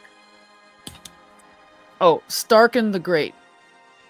Starkin the Great. Okay. Last thing I'm going to ask, Alan. In a moment, I'm going to ask you for Starkin the Great's. It's a female, a knight, shining armor, big winged helmet, like big sort of broad, like knight of the realm. What is their signature move or catchphrase? You can do either one. Okay. Oh, that's Signature move or catchphrase. You can pick anything, and it'll all work. The footprints are leading to the south. What do you want to do? We're going to wrap this up very quickly. I head there. Can someone there? move my token? I can't move it. Oh, can you not move? No, I can't move. Hold on. I can fix it. So Yeah, we'll head into danger. Let's go. All right. Yeah. So you are jumping forward even further into danger. It should work now, my friend. Right here. Here is what you see. This is. I'm going to give you a bit more because the door is already open. It is swinging open. Okay. You come into this room. You can see the dry footprints go that way. The wet footprints go that way. And I'm going to assume you're going to go a little bit further because this room is really it's just like a dead room full of nothing. You enter into the next room. And the next room, if you'll pull the camera wide, Steve. Yeah, I was going to say, now that it feels like we're in a dangerous situation, explosions and whatnot, I think at this point, Utana starts going first. Okay, so I'll go ahead and say that when you were talking with the rats, they say, "Oh, you don't know," but you charged away too quick before they could tell you anymore. Well, after the explosion, when the students started going, I went with Yes, them. exactly so. So we'll have to come back to whatever they were going to tell you. You start charging in, and what you see in this moment is an enormous hall. Is an enormous tomb, and written in High Elf. Who knows High Elf? I think it was Syken knows High Elf. Mhm. Written in High Elf is it. There's no direct translation, but it's effectively Valhalla. It is the Hall of Heroes, right? And there are tombs all along the wall that are festooned with all kinds of decorations. And it's so and so and what they did, and so and what they did. And you can tell these are all alumni of the school. Okay. And the door that you came out of is actually kind of a stone rickety door, almost as though it had been forgotten. It's not really an entrance that people use very often. You hear the echoing of the explosion to the north somewhere, like it's dying down. You can also hear the sounds of two dwarves talking to each other. And Lori, what you hear them saying is, did they say students showed up? What the fuck are we going to do if students show up? That nobody's supposed to be here for like a couple of days. And as you hear that, you look ahead and you see the tail end of a basilisk walking north and towards the voices. And that's All what right. we're You know what? Oh, You know all what? right. Screw those guys.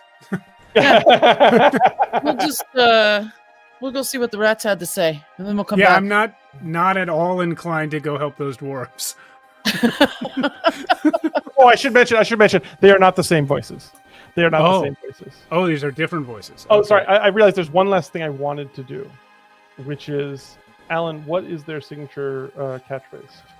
Oh man, what's their name again?